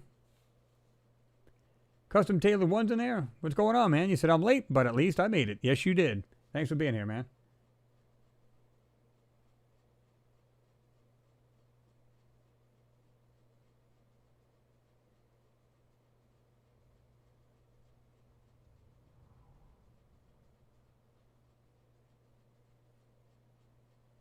Yeah, exactly. You said the main cause of warps in all reality. It says, you said it doesn't look real. Well, and that's the thing. A lot of these are being blended. Details are being hidden to make everything look like it's natural.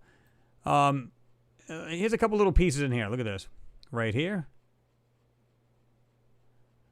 Now, let's say this was actually organic. It's some kind of tree root or something like that. Okay. Why is it there? The way NASA's talking, it's never had life or probably never even had microbial, let alone that. Look at this piece in the middle.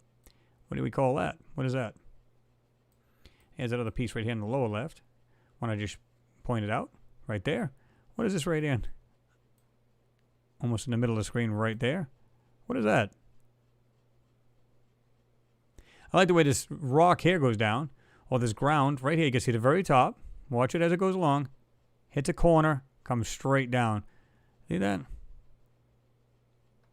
Does it go? It almost rounds off here at the other side too. You see that? Almost like it does this right on both sides, but then it has a square piece right there. See that? Like added on, but look at this. Comes up, goes around, and comes back down. So you can see this round piece almost. What do you guys think of that? Oh, that's nice of you, James, to buy the CGI boys some more cloths. That's nice of you. I appreciate it, man. Poor guys just need to have glasses cleaned up a little bit, that's all.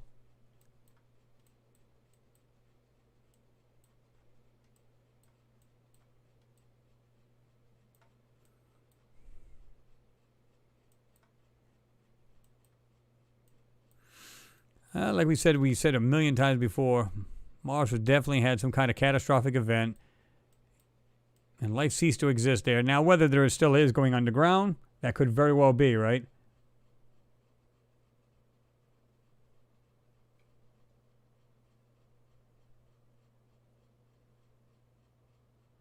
Brian Norton says a Houston Houston Airport, Chris. Boarding soon back to Cleveland. See everyone next week. All right, Brian, be safe. Have yourself a good one, and we'll talk to you soon there, right?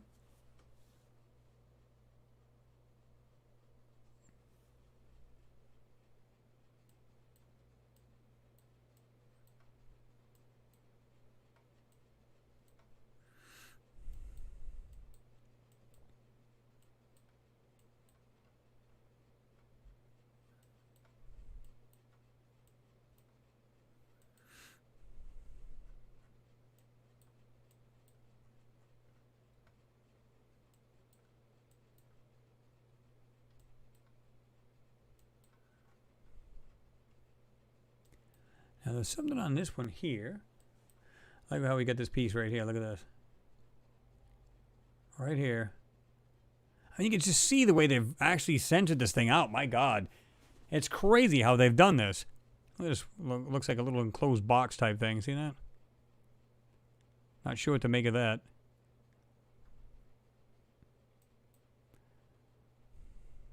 Here's another square piece. Really almost did a great job of blending the hell out of this thing. Right here, nice straight edge. Comes down, has 90-degree corner, and right there very faintly it still goes across. And then look at the piece right here on top. There's a thin line, very faint, and it goes across. Right there. We got something straight coming out of that right there. Right there. We got what looks like a pipe right here. Almost looks like a piece of metal or something like this going across. Look at this right here. Coming down over to here. You guys see that? And then this fake rock. Look at the way this thing has a cutout right here. It comes up, slanted, and goes across. Comes back down to another slanted piece, and it looks like it has an opening to it. Is that a rock? Do rocks actually do that in, natural landscape, guys?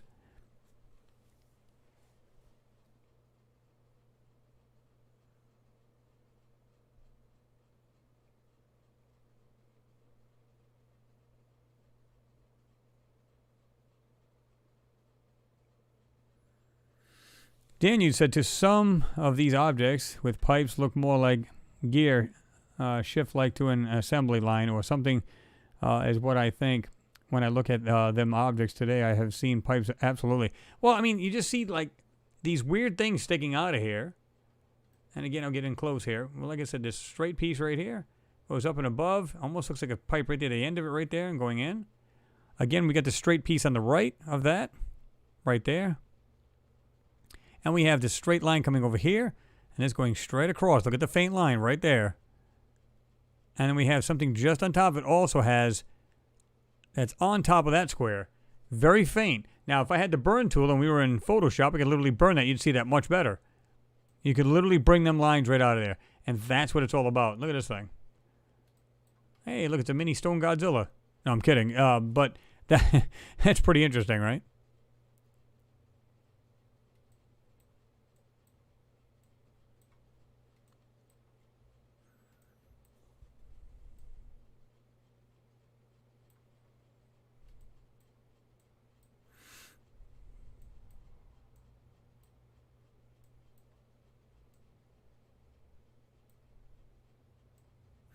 What is this right here? Kind of weird looking rock there in the ground. But see how it almost blends in with the back. So they did this. If you would have used a burn tool in this area, in fact, I can see something right here. It has like this half round piece right there. And very faintly, there's something standing on top of that. It's round, but it's standing on top of that on this half round piece right here. See that?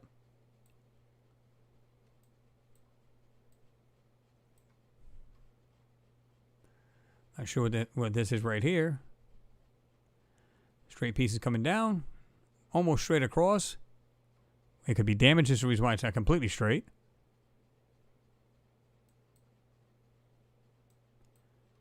Just look at some of the pieces in here. I mean, it's one thing to see a pile of rubble. I get that. But there's too many things that look like I said, just picture mechanical stuff blown to pieces. That's the only thing I can tell you that's what it looks like to me.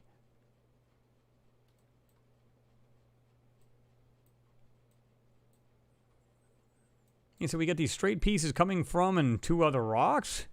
See that? Almost looks like it's got a corner right to it, right there. Right there.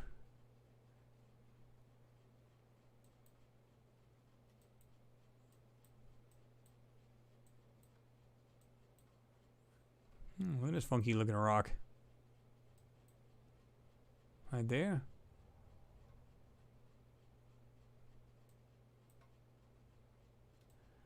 Look at just some of the shapes in the ground here. Comes up, goes straight across a little bit, and then goes back down. Put that right in the middle of the screen, right there.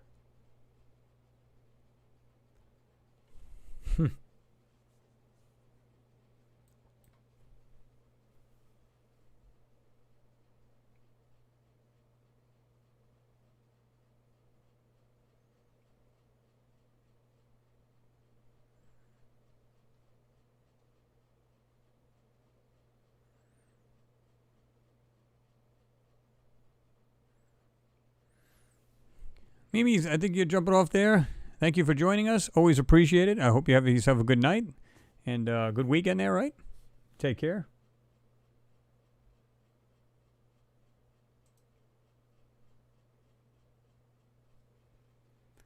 Darren, you said geology cannot explain what we are looking at as we know it. It is debris, but we all know that. Bobby, you said housing area after big quake. Yeah, I mean, it's like I said, they do a great job of really trying to hide this. And one of you guys had commented this could be like water running through here at some point. Right here.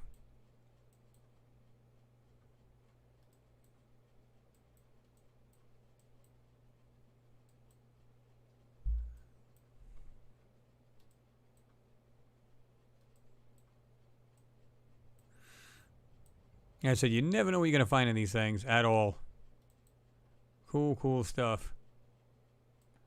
Now, a lot of it is rocks, but a lot of it, like I said, why would they waste their time just taking just photos of rocks? Think about it. I mean, you want to see different shapes of it, and they can tell by these rocks whether they're layered, if they had a lot of water in them. You know, it almost looks like this is water right here. Look at it all. And it's like it's just coming through these rocks down here and just coming down. See that? Let's say this is absolutely real, but they made it look like sand. You know, this would be like muddy water kind of flowing down here. See the way that looks? Like it's waves? Now, I don't think that it is. I think it's actually manipulation, and they're making it look like, you know, dirt, but they're blocking a lot of things here. Look at this thing right here sticking out of the ground. Let's think of that. Nice straight edge right there. Has that weird shape to it. Look at it right there. Put that right in the middle of the screen right there. That's pretty funky looking if you ask me.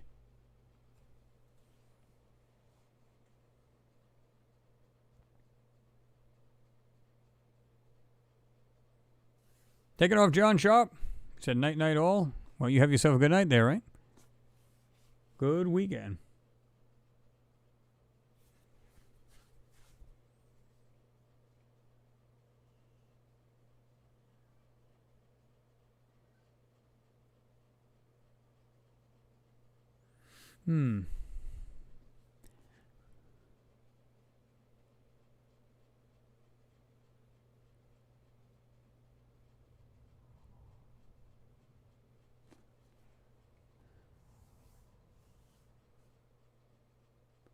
Yeah, Pete, I mean, it's the first thing you do because once you get used to seeing these photos, right? Because you said I always expect to find manipulation before anything else.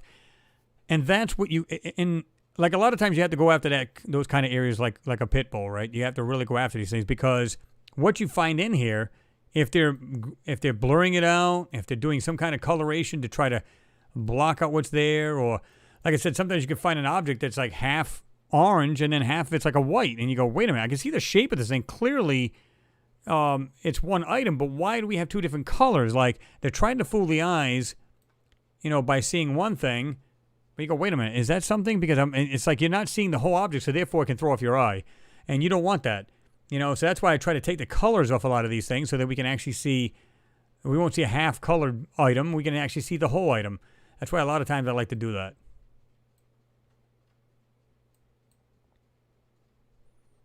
Interesting shape on the ground.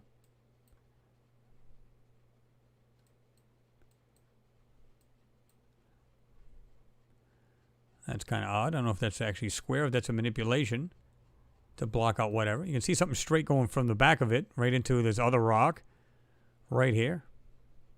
Not sure what that is.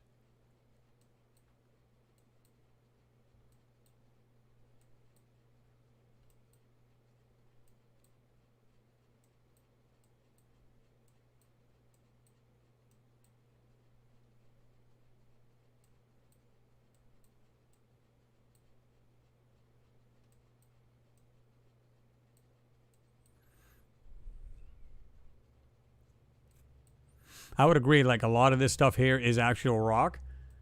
And then some of it, not so much.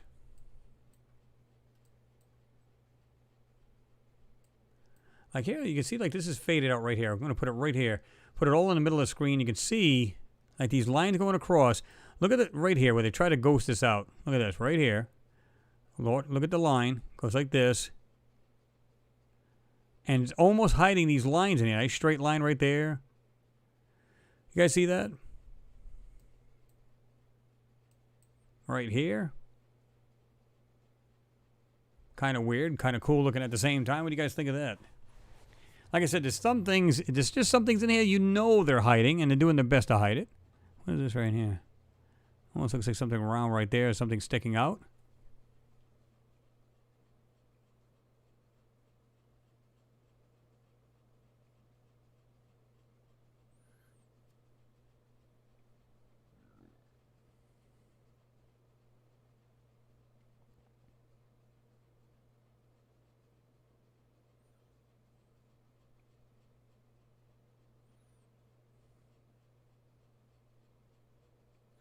Let me see. James, you said, Chris, man, plenty of evidence in this video here tonight. It's everywhere. Cross-shaped walls and carved out sections. No way natural formation, man. Well, I mean, again, it's like, you know, even if it was like rocks, it doesn't mean they can't build. I mean, we have, you know, civilizations here to build with rocks. We build with more specialized rocks, like brick, you know, cinder blocks, things like that. But it doesn't mean, you know, like ancient civilizations here, what do they build out of? Complete stone. Look at this right here. You got this overhead piece right here, and there's something inside just underneath it. Almost looks square. See that? Right there. And it has this a perfectly straight piece going across. You got this little piece to the right of it. It's got like a little detail on top of it. Look at the shape of that. Straight here. Comes down. Look at the corners and shapes of this thing. Look at, like it's purposely been made and cut out.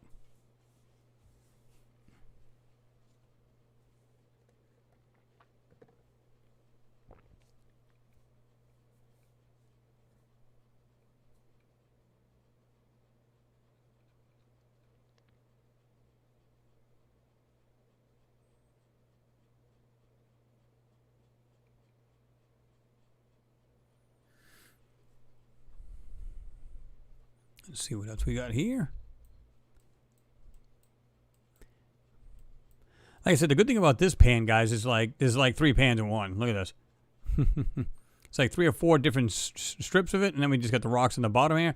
So once I give you that, you'll be like, wow, this is cool, because then you can actually analyze all of these and go in real tight. Like I said, I mean, I don't know of any rock that has this kind of look to it, has this cutout on the side of it, and has these little pieces coming off this, like this, almost fainted out square piece right here, nice and straight, goes across, almost looks like there's something round right there, right in the back here. Check that out.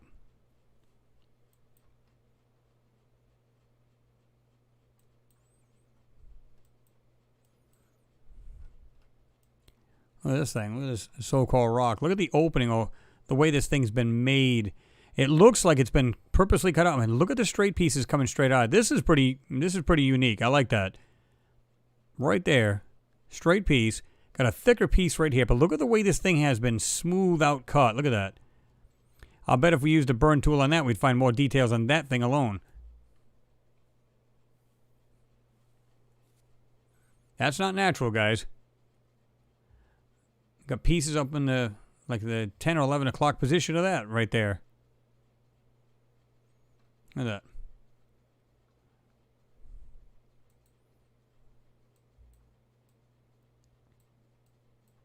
Anytime I see areas like this, The detail's been totally wiped from it. Totally wiped. This is the reason why you try to use the burn tools, anything else you can bring out lines that are in it to bring them and get them to pop.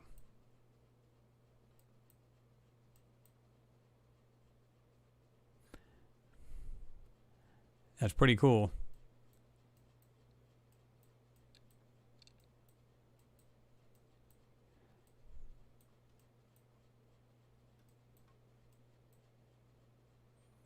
This is pretty interesting in the back here.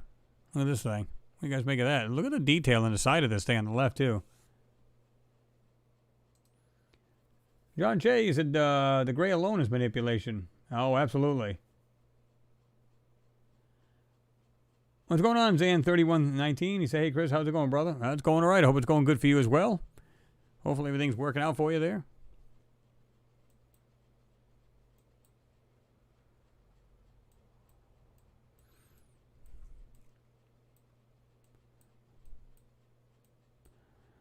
Pretty interesting pieces down in here. Look at this. Almost like a nice cutout right here. Just a little pieces you see in here. I mean, like I said, I've been in areas where there's nothing but rubble and rocks and everything else just laying all over the place. I have no problem with that at all. You know, if it's all rocks, then so be it. But when you see things like that, just weird, man. Like, perfect example. Look at this piece right here in the middle of the screen. Look at the shape. Look at the way this thing is, to me, is designed. Straight piece coming down, going over. Then you get this piece just below it like this. Is that natural, guys? I'm not so sure.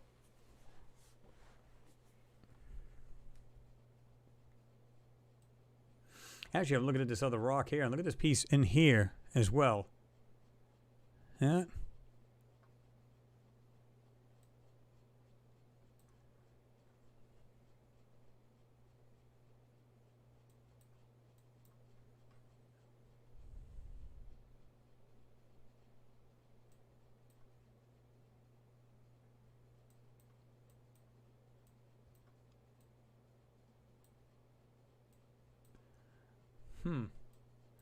Looking at this overhang right here, it's kind of interesting. Shapes, if you will. Especially this piece right here, just under it. Not sure what to make of that. Right there. This whole bottom piece, look at the way it goes across, and then you can see the edge of it over here. Like something's right there, like the way it almost looks like it's designed. It has an overhang like this. Look at the very edge on the right, and then this is off the ground in the front of it. Look at that. That whole piece right there. What do you guys think of that? Put that right in the middle of the screen.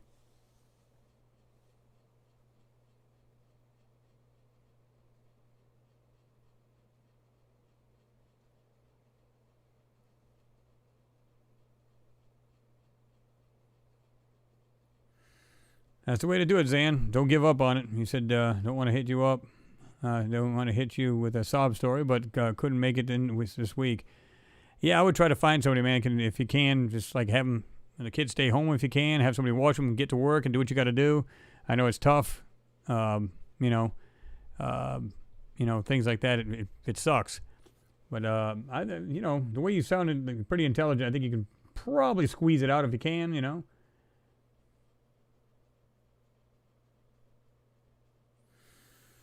Deeper look, you said, you asked, have any rovers on Mars ever moved any rocks and looked underneath? I'm sure they have, because some of them have been toppled over, and some of them they run right over.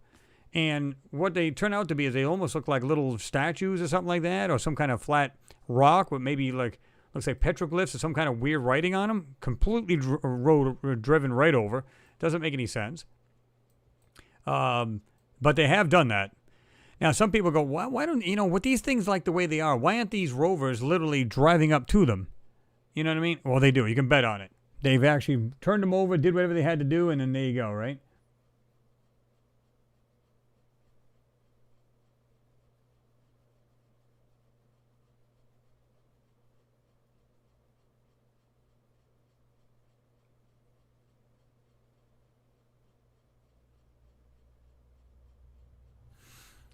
Again, we're seeing these straight pieces right here. There's one here.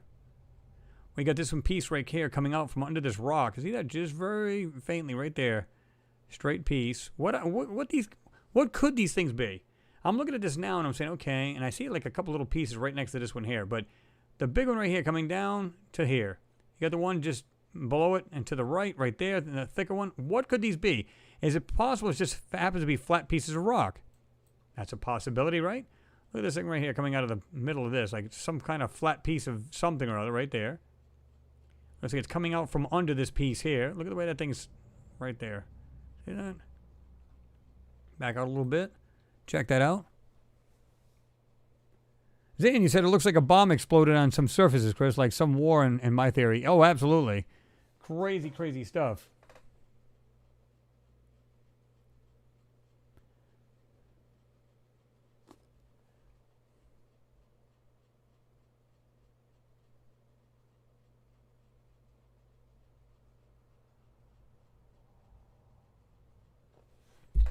Oops.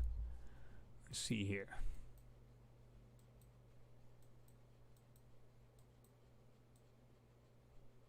Like I said, just this piece alone, just the oddities that are there. These right here, this one right here. And you can see the way the thing actually has a straight edge coming from the back to the front and then coming down. You guys see that cut right here, coming from the back, straight, drops down, nice 90-degree angle down to the side. Got this piece on the side of that. Look at the way this thing looks. Is that a real rock? Pieces around it, like this here.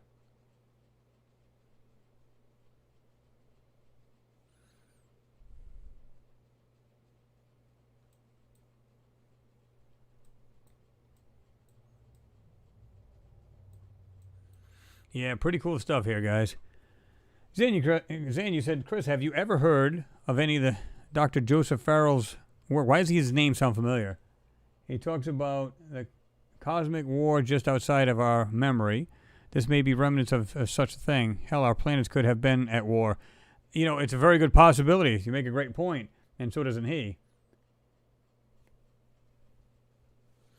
Chris, you said, oh, well, let me see.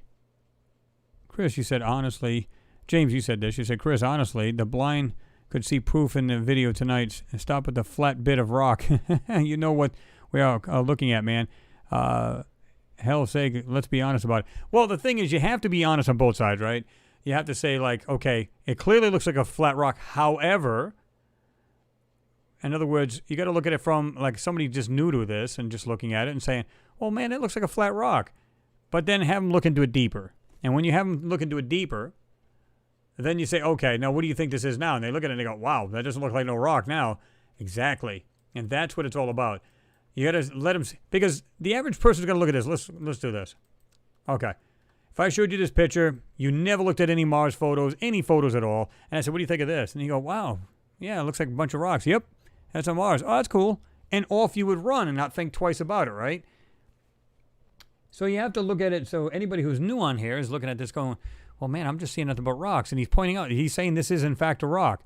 Okay, yeah, but now when you zoom in and say, look at the little details coming off this so-called rock, then they go, whoa, okay, that makes no sense. And that's what it's all about. Get him to see that it may look like a rock at first glance, and then bam, clearly it's not, right? So, again, we get this funky-looking thing right here. 1, 2, 3, 4 kind of pieces, almost a fifth, a smaller one right there. I said that's what I was kidding around. It looked like a mini Godzilla. Its tail right here, its head over here. I'm getting hungry, I can tell. But we're about to jump off this anyway, guys. As always, it's a great night. Love getting in there with you guys, seeing some awesome things. And I was hoping to have John Ward in here. Now, he did, I don't know if you guys have said this or been on his channel, but he had written to me, and I had found this or seen this right after I had done this last Hangout, number 68. I get out my email, and I think it was on a couple days later. He says, Hangout tonight? And he was hoping he could get on with me. And I didn't see it until after. So I emailed him just before getting on today. It was about a good couple hours before coming on today, or an hour, somewhere around an hour maybe, give or take.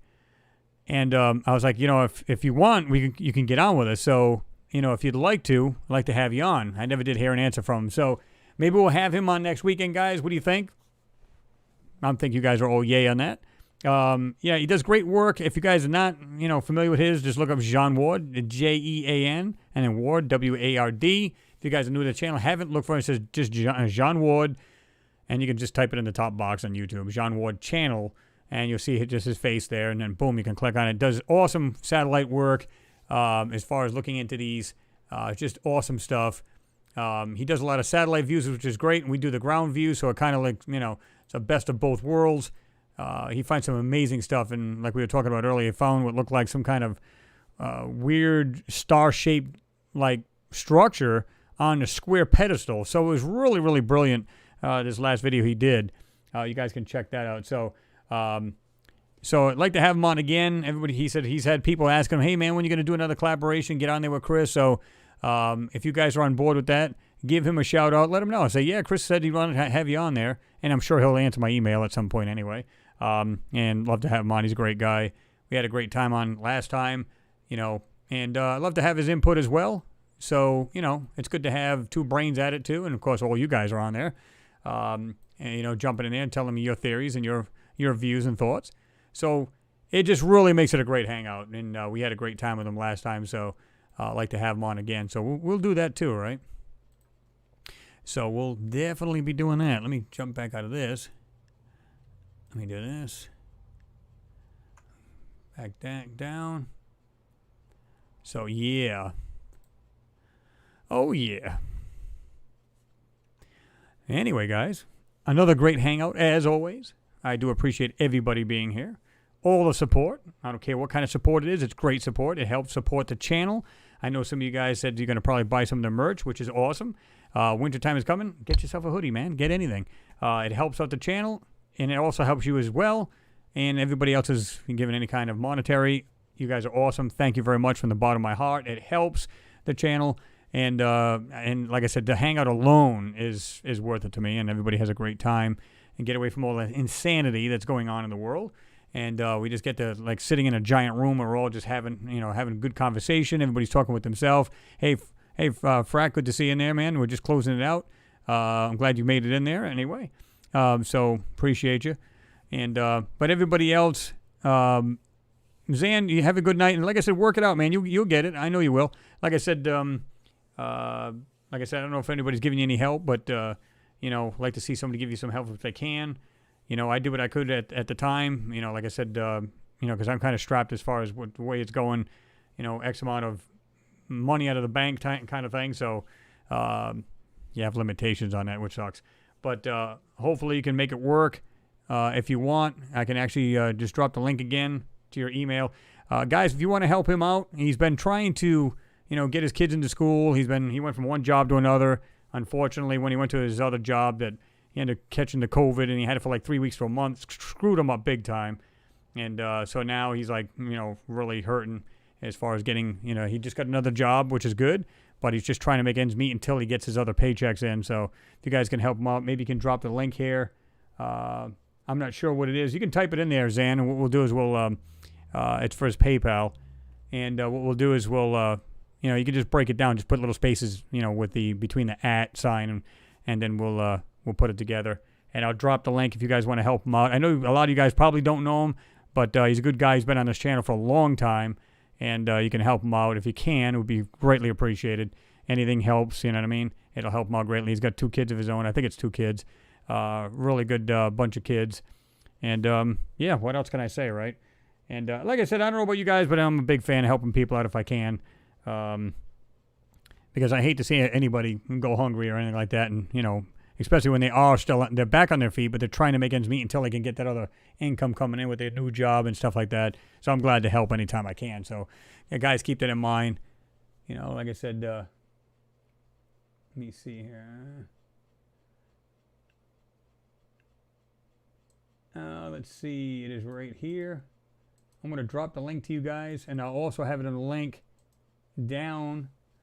You just have to put the link all together because I think he's got a space between Zan3119, Zan and then, of course, the Gmail is separated. So I'm going to go ahead and give you that. If you guys can do any kind of help, for the guy, help him out. Like I said, I know you guys, a lot of people are like, I don't really know him, so I'm kind of good on that. But, like I said, I know the guy for a while. I wouldn't BS you guys. You guys know that. Any help you can give him would be great. It's the way I look at it. I mean, I helped him out because, like, at the time I had X amount of dollars, and I helped him out there just to give him a little help in that direction, a little push in that direction, help him out a little bit. So that's awesome.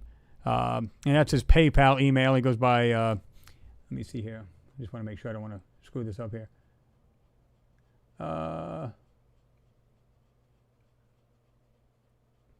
You'll go on there, and like I said, it'll say Austin Scott is his name.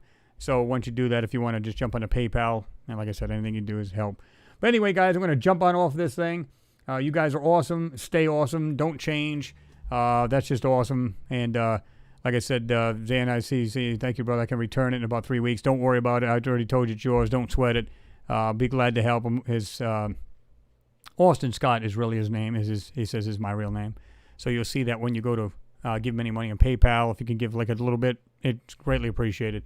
But like I said, guys, as always, great hangout. You guys are awesome. Keep doing what you're doing. Do the research. This is the reason why we give you guys the links so you guys can check the stuff out yourself. I don't believe in just saying something and not giving out links so nobody can check it out. That's just not cool. So, yeah, we'll definitely check that out. So let me go ahead and get this back on here. I just had it. Way to go. Might be. Anyway, guys, here I am again. Took the hat off. It's getting kind of warm. But anyway, guys, thank you very much. You guys are awesome. God bless everybody. Have yourselves all a good night, a good weekend coming up. Again, you know, I love coming into these things. In fact, I know when it's Friday, I go, awesome. Got to hang out tonight. Get to share it with a great bunch of people. Can't say it. Just can't say it enough. Anyway, everybody be safe. Be good. And we'll see you soon. Everybody, peace.